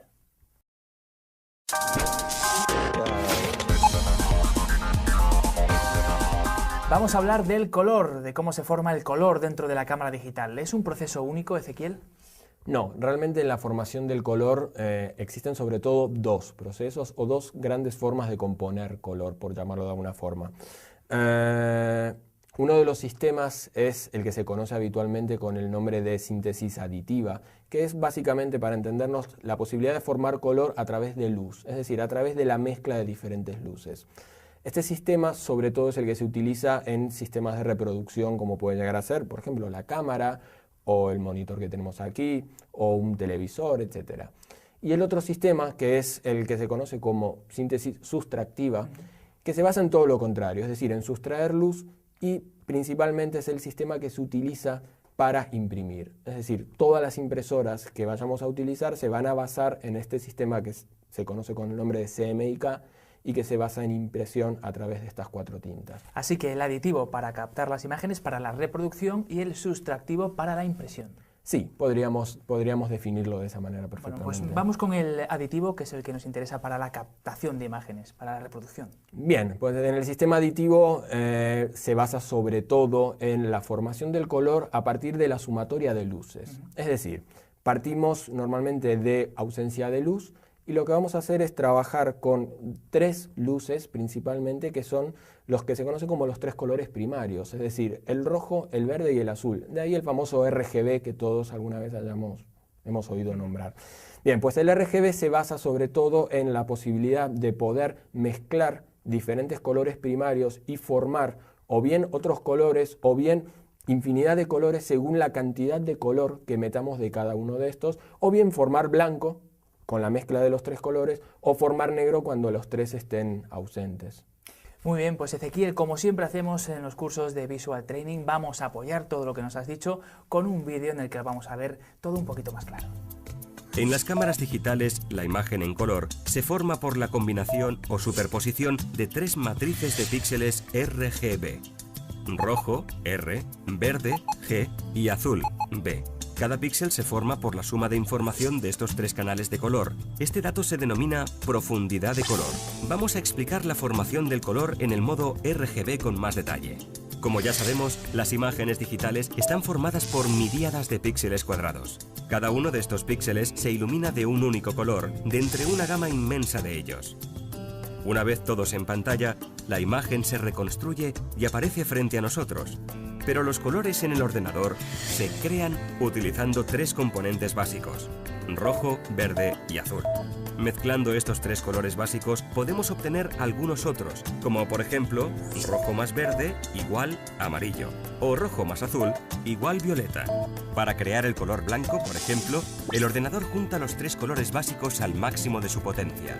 El color negro es el más fácil de crear de todos, pues resulta simplemente de no añadir ningún color a la mezcla. Ya que sabemos que el blanco es la presencia absoluta de los tres colores básicos y el negro es la ausencia absoluta de estos, podemos adivinar que los grises se forman juntando cantidades iguales de rojo, verde y azul. Para crear un gris que esté justo a medias entre el negro y el blanco, un gris 50%, juntaremos un 50% de rojo, un 50% de verde y un 50% de azul. ¿Cómo guarda el color el píxel? El bit y el color. La profundidad de color estima los valores que puede llegar a tener cada píxel que forma la imagen.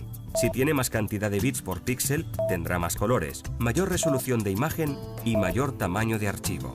Un píxel puede tener un bit blanco o negro, 8 bits de color y 256 matices de color. Escala de grises, 24 bits de color. Imágenes en color RGB, 32 bits de color. Imágenes en color CMYK para impresión, La imagen digital puede ser en escala de grises o en color. La imagen digital que utiliza un solo bit para definir el color de cada píxel solamente podrá tener dos estados de color, el blanco y el negro. 8 bits, escala de grises. Con 8 bits se muestra una imagen de 256 tonos de grises diferentes. Esto es comparable con una imagen tradicional en blanco y negro. 24 bits de color RGB. Una imagen digital en color se crea con los parámetros en RGB por la famosa síntesis aditiva del color rojo, verde y azul. Si anteriormente necesitábamos 8 bits para captar una imagen de 256 tonos de un solo color, ahora precisamos 8 bytes. Es decir, 24 bits para llegar a representar el tono adecuado a cada píxel de la fotografía en color. 8 bits de color rojo, 8 bits de color verde y 8 bits de color azul. Así que cada puntito de la imagen está formado por 3 colores mezclados en diferentes cantidades. Exacto, cada punto de color que nosotros vemos en una foto realmente está formado por una determinada cantidad de rojo, una cantidad de verde y una cantidad de azul. Es decir, son 3 píxeles, pero superpuestos, con lo cual nosotros lo que vemos es un único píxel con la mezcla de estos 3 colores. ¿Y qué pasa con el blanco y negro? ¿Qué pasa con la escala de grises que veíamos en el vídeo? Bueno, pues aunque la foto esté formada o estructurada en rojo, verde y azul, realmente si estas 3 luces fueran exactamente iguales, es decir, si el rojo, el verde y el azul tuvieran exactamente la misma intensidad, el resultado, lo que nosotros veríamos no es ningún color, es decir, veríamos un valor de gris. Con lo cual nosotros podemos formar perfectamente a partir de rojo, verde y azul imágenes en blanco y negro o más correctamente dicho en escala de grises. ¿El blanco cuándo se formaría? Pues el blanco se forma cuando las 3 lámparas, la roja, la verde y la azul, están encendidas a su máximo de potencia y ya que estamos, podríamos decir que el negro se forma en la ausencia de las 3 luces, es decir, el negro habitualmente es ausencia de luz. Vamos ahora con otro concepto también muy importante, la resolución.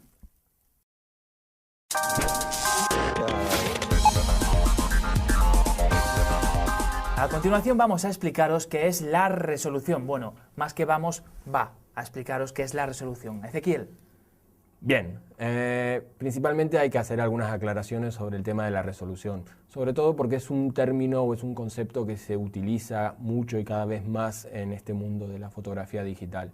Existen diferentes tipos de resoluciones, es decir, existen resoluciones en diferentes partes del proceso de la formación de una imagen digital. Entonces, principalmente podemos encontrar 2 tipos de resoluciones, que son, por un lado, la resolución de la cámara y por otro lado, lo que es la resolución de impresión. Es decir, cuando imprimimos, por ejemplo, en la impresora que tengamos en nuestra casa, qué tipo de impresión queremos generar, con cuánta tinta y demás. Vale, pues vamos con la que nos interesa, la resolución de cámara. ¿Cómo obtenemos? Bien, la resolución. Sí, pues la resolución de la cámara está dada sobre todo por el sensor que traiga la cámara.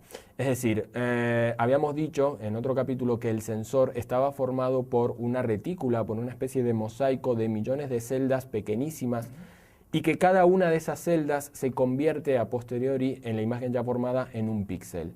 Pues la resolución de cámara está dada por la cantidad de celdas o píxeles que traiga el sensor. Te pongo un ejemplo sencillo. Si tuviésemos un sensor, por ejemplo, que tenga solo 10 celdas a lo ancho por 6 a lo alto, 10 por 6, 60, diríamos que la resolución de nuestra cámara o de nuestro sensor es de 60 píxeles.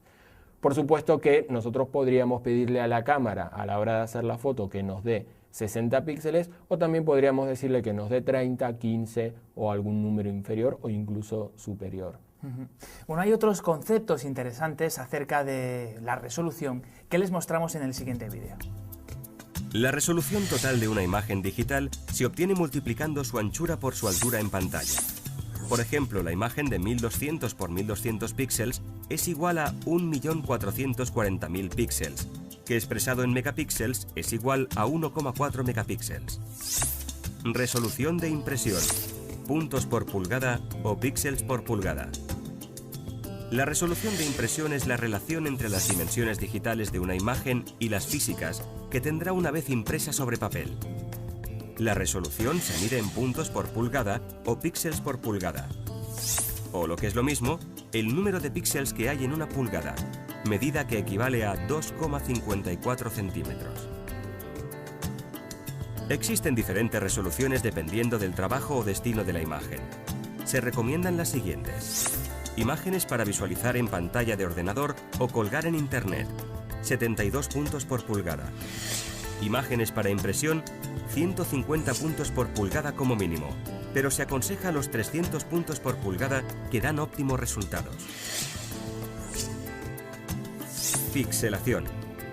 Cuando se usa una resolución demasiado baja para imprimir una imagen, se produce el fenómeno de la pixelación, imprimiéndose unos píxeles de gran tamaño que dan a la imagen un aspecto de poca definición. En las cámaras digitales, la resolución se modifica a través del menú, el cual puede variar dependiendo del modelo de cámara que estemos utilizando.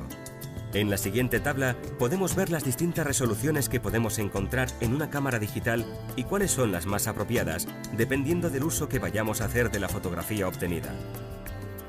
6 megapíxeles o mayor. Con esta resolución podremos obtener copias de gran calidad en tamaño A3 o incluso mayores. 3 megapíxeles. Este tamaño de imagen es suficiente para imprimir fotografías en tamaño A4. 2 megapíxeles. Suficiente para imprimir copias en tamaño A5. Menos de 1 megapíxel. Este tamaño no está recomendado para impresión. En cambio, las reducidas dimensiones de este tipo de archivos hacen que sea ideal para visionar las imágenes en un monitor o enviarlas por Internet. Entonces, Ezequiel, ¿tener más resolución, más píxeles, implica tener más calidad?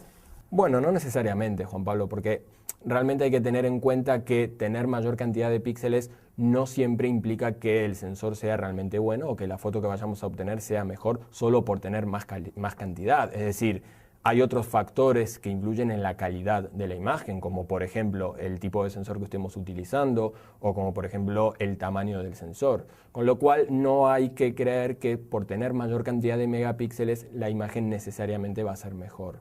Aunque sí vale aclarar que el hecho de tener mayor resolución de cámara nos va a permitir en un futuro poder mandar a imprimir esa foto a un tamaño mayor con una menor pérdida de calidad. Eso sí realmente nos lo va a determinar la resolución de la cámara o tener una resolución mayor, pero vale aclarar que no necesariamente más megapíxeles implican más calidad. Pues con esto, Ezequiel, cerramos este punto y vamos con el siguiente, formatos de imagen.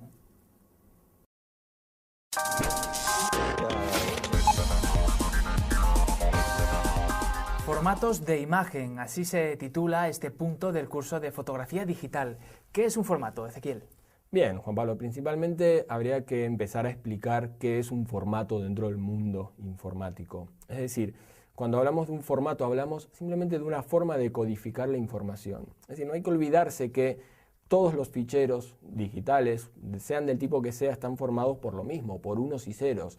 Con lo cual, el formato es el que de alguna manera le da sentido y es el que determina de alguna manera qué programa o qué aplicación es el que va a ser capaz de poder procesar esa información. ¿Y qué tipos hay de formato? Bueno, en las cámaras de fotos principalmente nos vamos a encontrar con dos formatos. Uno es el muy conocido JPG y otro es el no tan conocido formato RAW.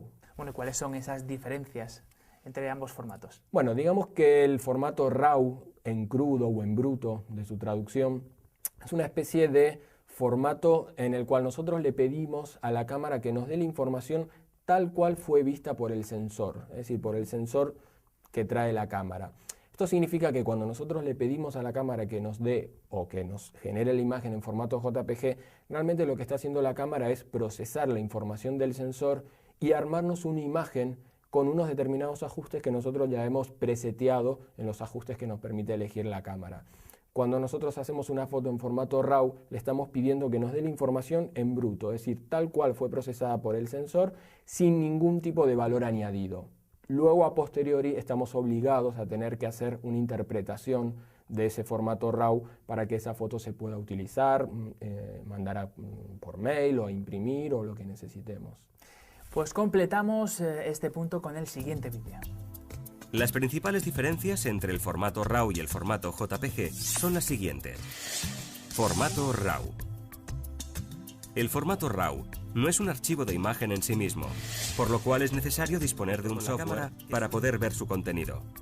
Almacena 12 bits por color que le confiere un gran rango dinámico. Es un formato sin compresión que ocupa mucho espacio debido a que almacena toda la información recogida por el sensor de la cámara. Tiene un contraste menor y es menos nítido. No se puede imprimir directamente desde la cámara. Es de solo lectura.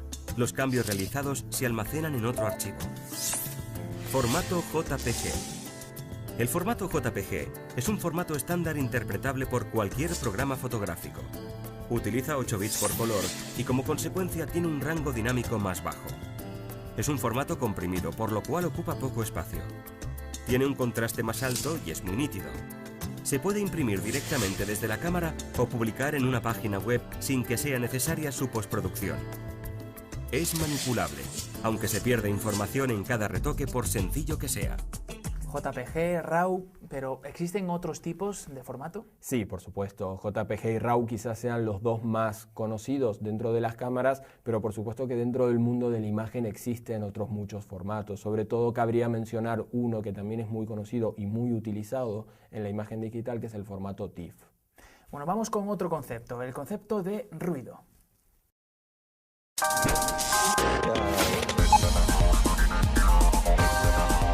La palabra ruido no tiene en fotografía el significado que habitualmente le damos, no es ningún tipo de estruendo.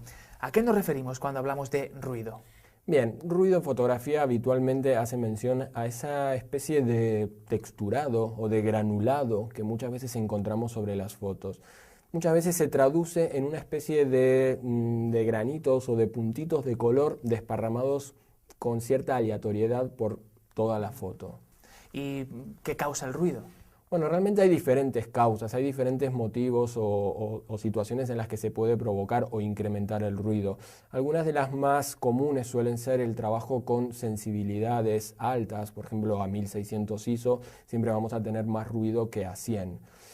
Algunos otros motivos podrán tener que ver, por ejemplo, con hacer largas exposiciones, por ejemplo, tomas de 2, 3, 10 segundos, por ejemplo, de duración, o situaciones, por ejemplo, en tomas nocturnas, o también nos vamos a encontrar en una toma diurna, por ejemplo, pero en una zona de mucha sombra, es donde suele potenciarse o es donde suele aparecer con más frecuencia este fallo. Vamos a ampliar en el siguiente vídeo lo que nos has dicho, Ezequiel, y además vamos a dar algunos consejos para evitar el ruido. Cuando hablamos de ruido de una imagen digital, nos referimos a esos puntos de color repartidos al azar, especialmente en las áreas de sombra y zonas monocolor. El ruido de las fotografías digitales es habitualmente comparado con el grano de la película fotosensible. El CCD está compuesto por una malla de celdas fotosensibles que contienen uno o más fotodiodos encargados de convertir la luz en una señal eléctrica para ser procesada como una imagen. Es decir, será convertida a datos numéricos que se almacenarán en forma binaria en la memoria de la cámara para dar origen a un píxel. Esta actividad eléctrica generará una cierta señal aún en ausencia de luz, generando datos al azar que originarán ruido. ¿Cómo evitar el ruido? Primero, emplear la sensibilidad más baja. Con el valor ISO más bajo, obtendremos las fotografías más limpias de ruido. Segundo, reducir o mantener los parámetros de saturación del color, contraste y definición que trae nuestra cámara por defecto en el caso de emplear valores de ISO altos. Tercero, evitar las exposiciones largas de más de 2 segundos y especialmente aquellas que superen los 10 segundos. Cuarto, proteger la cámara de las elevadas temperaturas y del sol. 10 grados centígrados más de temperatura de nuestra cámara puede significar doblar la señal de ruido. Quinto, bajar la resolución es una efectiva medida para reducir el nivel de ruido, especialmente con el uso de sensibilidades altas. Bueno, Ezequiel, ¿algo más que añadir acerca del ruido? Bueno, podríamos hacer un pequeño comentario, Juan Pablo, que tiene que ver con esta comparación tan habitual que suele hacerse entre el ruido de las fotos digitales y el grano de la película química, la fotografía tradicional. Sobre todo comentar que el grano y el ruido, si bien tienen causas muchas veces similares en cuanto a los motivos que lo originan, hay que comentar que el grano de la película de alguna manera está aceptado como parte intrínseca de la fotografía y tiene una aceptación estética, es decir, se considera parte de la fotografía, incluso muchas veces se busca y se genera. Quizás no sucede lo mismo con el ruido, es decir, el ruido se sigue viendo al día de hoy como un fallo que realmente todas las cámaras y todas las marcas intentan de alguna manera evitar. Muy bien, pues vamos con el siguiente punto.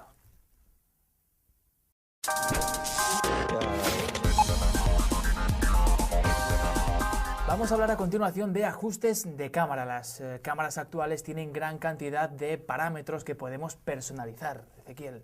Sí, efectivamente. Las cámaras, la mayoría de las cámaras tienen todos los que son los parámetros básicos y parámetros que han existido siempre, que tengan que ver con el control de la toma y demás.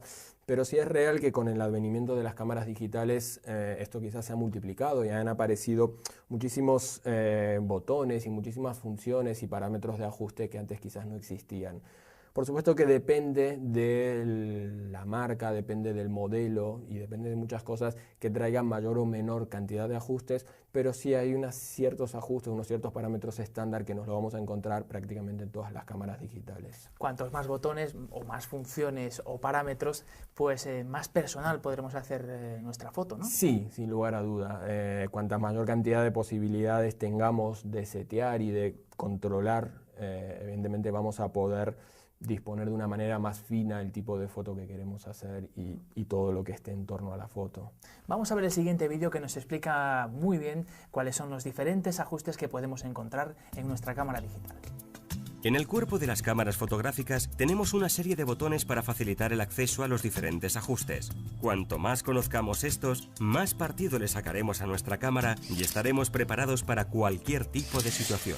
En los cuerpos más ergonómicos, que suelen ser los de las cámaras reflex, el índice y el pulgar quedan situados en el punto exacto para poder modificar el diafragma y la velocidad de obturación y hacer uso del disparador. A continuación, vamos a aprender a utilizar el resto de botones que hay en los cuerpos de las cámaras fotográficas. En la parte superior de la mayoría de las cámaras reflex encontramos el acceso directo al cambio de ISO, al del balance de blancos y al de calidad de las imágenes. Con esto conseguiremos un ajuste muy rápido y adecuado a la escena que queremos captar sin necesidad de hacerlo a través del menú. La batería y las tarjetas de memoria también se encuentran alojadas en el cuerpo de la cámara. Ambas tendrán un sistema de apertura cómodo y seguro para que podamos acceder a ellas en cualquier lugar sin temor a que se nos caigan. Es muy importante conocer la autonomía de estos dos elementos, pues es usual quedarse sin energía para el funcionamiento de la cámara o sin espacio de memoria. Por lo tanto, conocer su consumo o su capacidad nos ayudará a calcular su autonomía y así evitaremos sorpresas. En el cuerpo de las cámaras también se encuentran alojadas las conexiones por las que podremos enviar las fotos a un ordenador o a un visor de imágenes sin necesidad de sacar la tarjeta de memoria. También encontraremos la conexión para el cable Syncro, cuya función es la de sincronizar la obturación de la cámara con el destello de la luz del flash de estudio. Las cámaras compactas tienen un flash incorporado y su activación viene determinada por el uso de los controles de flash. En cambio, las cámaras reflex suelen tener el flash oculto en la parte superior del cuerpo de la cámara, por encima del pentaprisma, para una mayor ergonomía. En la parte inferior de todas las cámaras encontramos una rosca hembra estándar para fijar en ella el trípode, muy necesario en gran número de ocasiones. Las cámaras digitales tienen una pantalla LCD en su respaldo, cuyo uso es doble. Por un lado, nos permiten el visionado de las imágenes que se van haciendo, y por otro, el manejo del menú. El menú controla prácticamente la totalidad de las funciones de la cámara. Se suele dividir en 4 apartados, que serán menú de reproducción, menú fotográfico, menú de configuración personal y menú configuración. El menú de reproducción permite configurar de manera personal todos los aspectos referentes al visor de imágenes, como borrar las imágenes, el tiempo de duración del pase de diapositivas o la visualización de la imagen una vez realizada. Con el menú fotográfico podremos personalizar la nomenclatura de los archivos fotográficos que vaya creando la cámara, así como elegir el espacio de color en el que se crearán las imágenes. También la calidad de la imagen, su tamaño y la sensibilidad ISO. Y por último, el menú de configuración personal permite adecuar todos los parámetros de la cámara de forma personalizada. En este menú, el fotógrafo podrá programar la cámara atendiendo a sus requerimientos para cada situación. Es decir, creará varios programas en los que podrá guardar su configuración ideal. Por ejemplo, para paisajes, para deportes, para retratos, y en todos ellos tendrá una gran gama de opciones. Así que, Ezequiel, nos animas a no tener miedo ante tanto botón. No, por supuesto, hay que perderle el miedo poco a poco a la cámara, hay que ir familiarizándose con todas las opciones que nos trae y de a poquito ir conociéndola, que son muchas las posibilidades que nos da. Otro consejo de Ezequiel Blufstein, que hoy nos ha acompañado y que es diseñador gráfico y profesor de la escuela EFTI. Gracias por haber estado con nosotros, Ezequiel. Al contrario, muchas gracias, ha sido un placer. Y a vosotros os veo en los siguientes capítulos. Hasta entonces.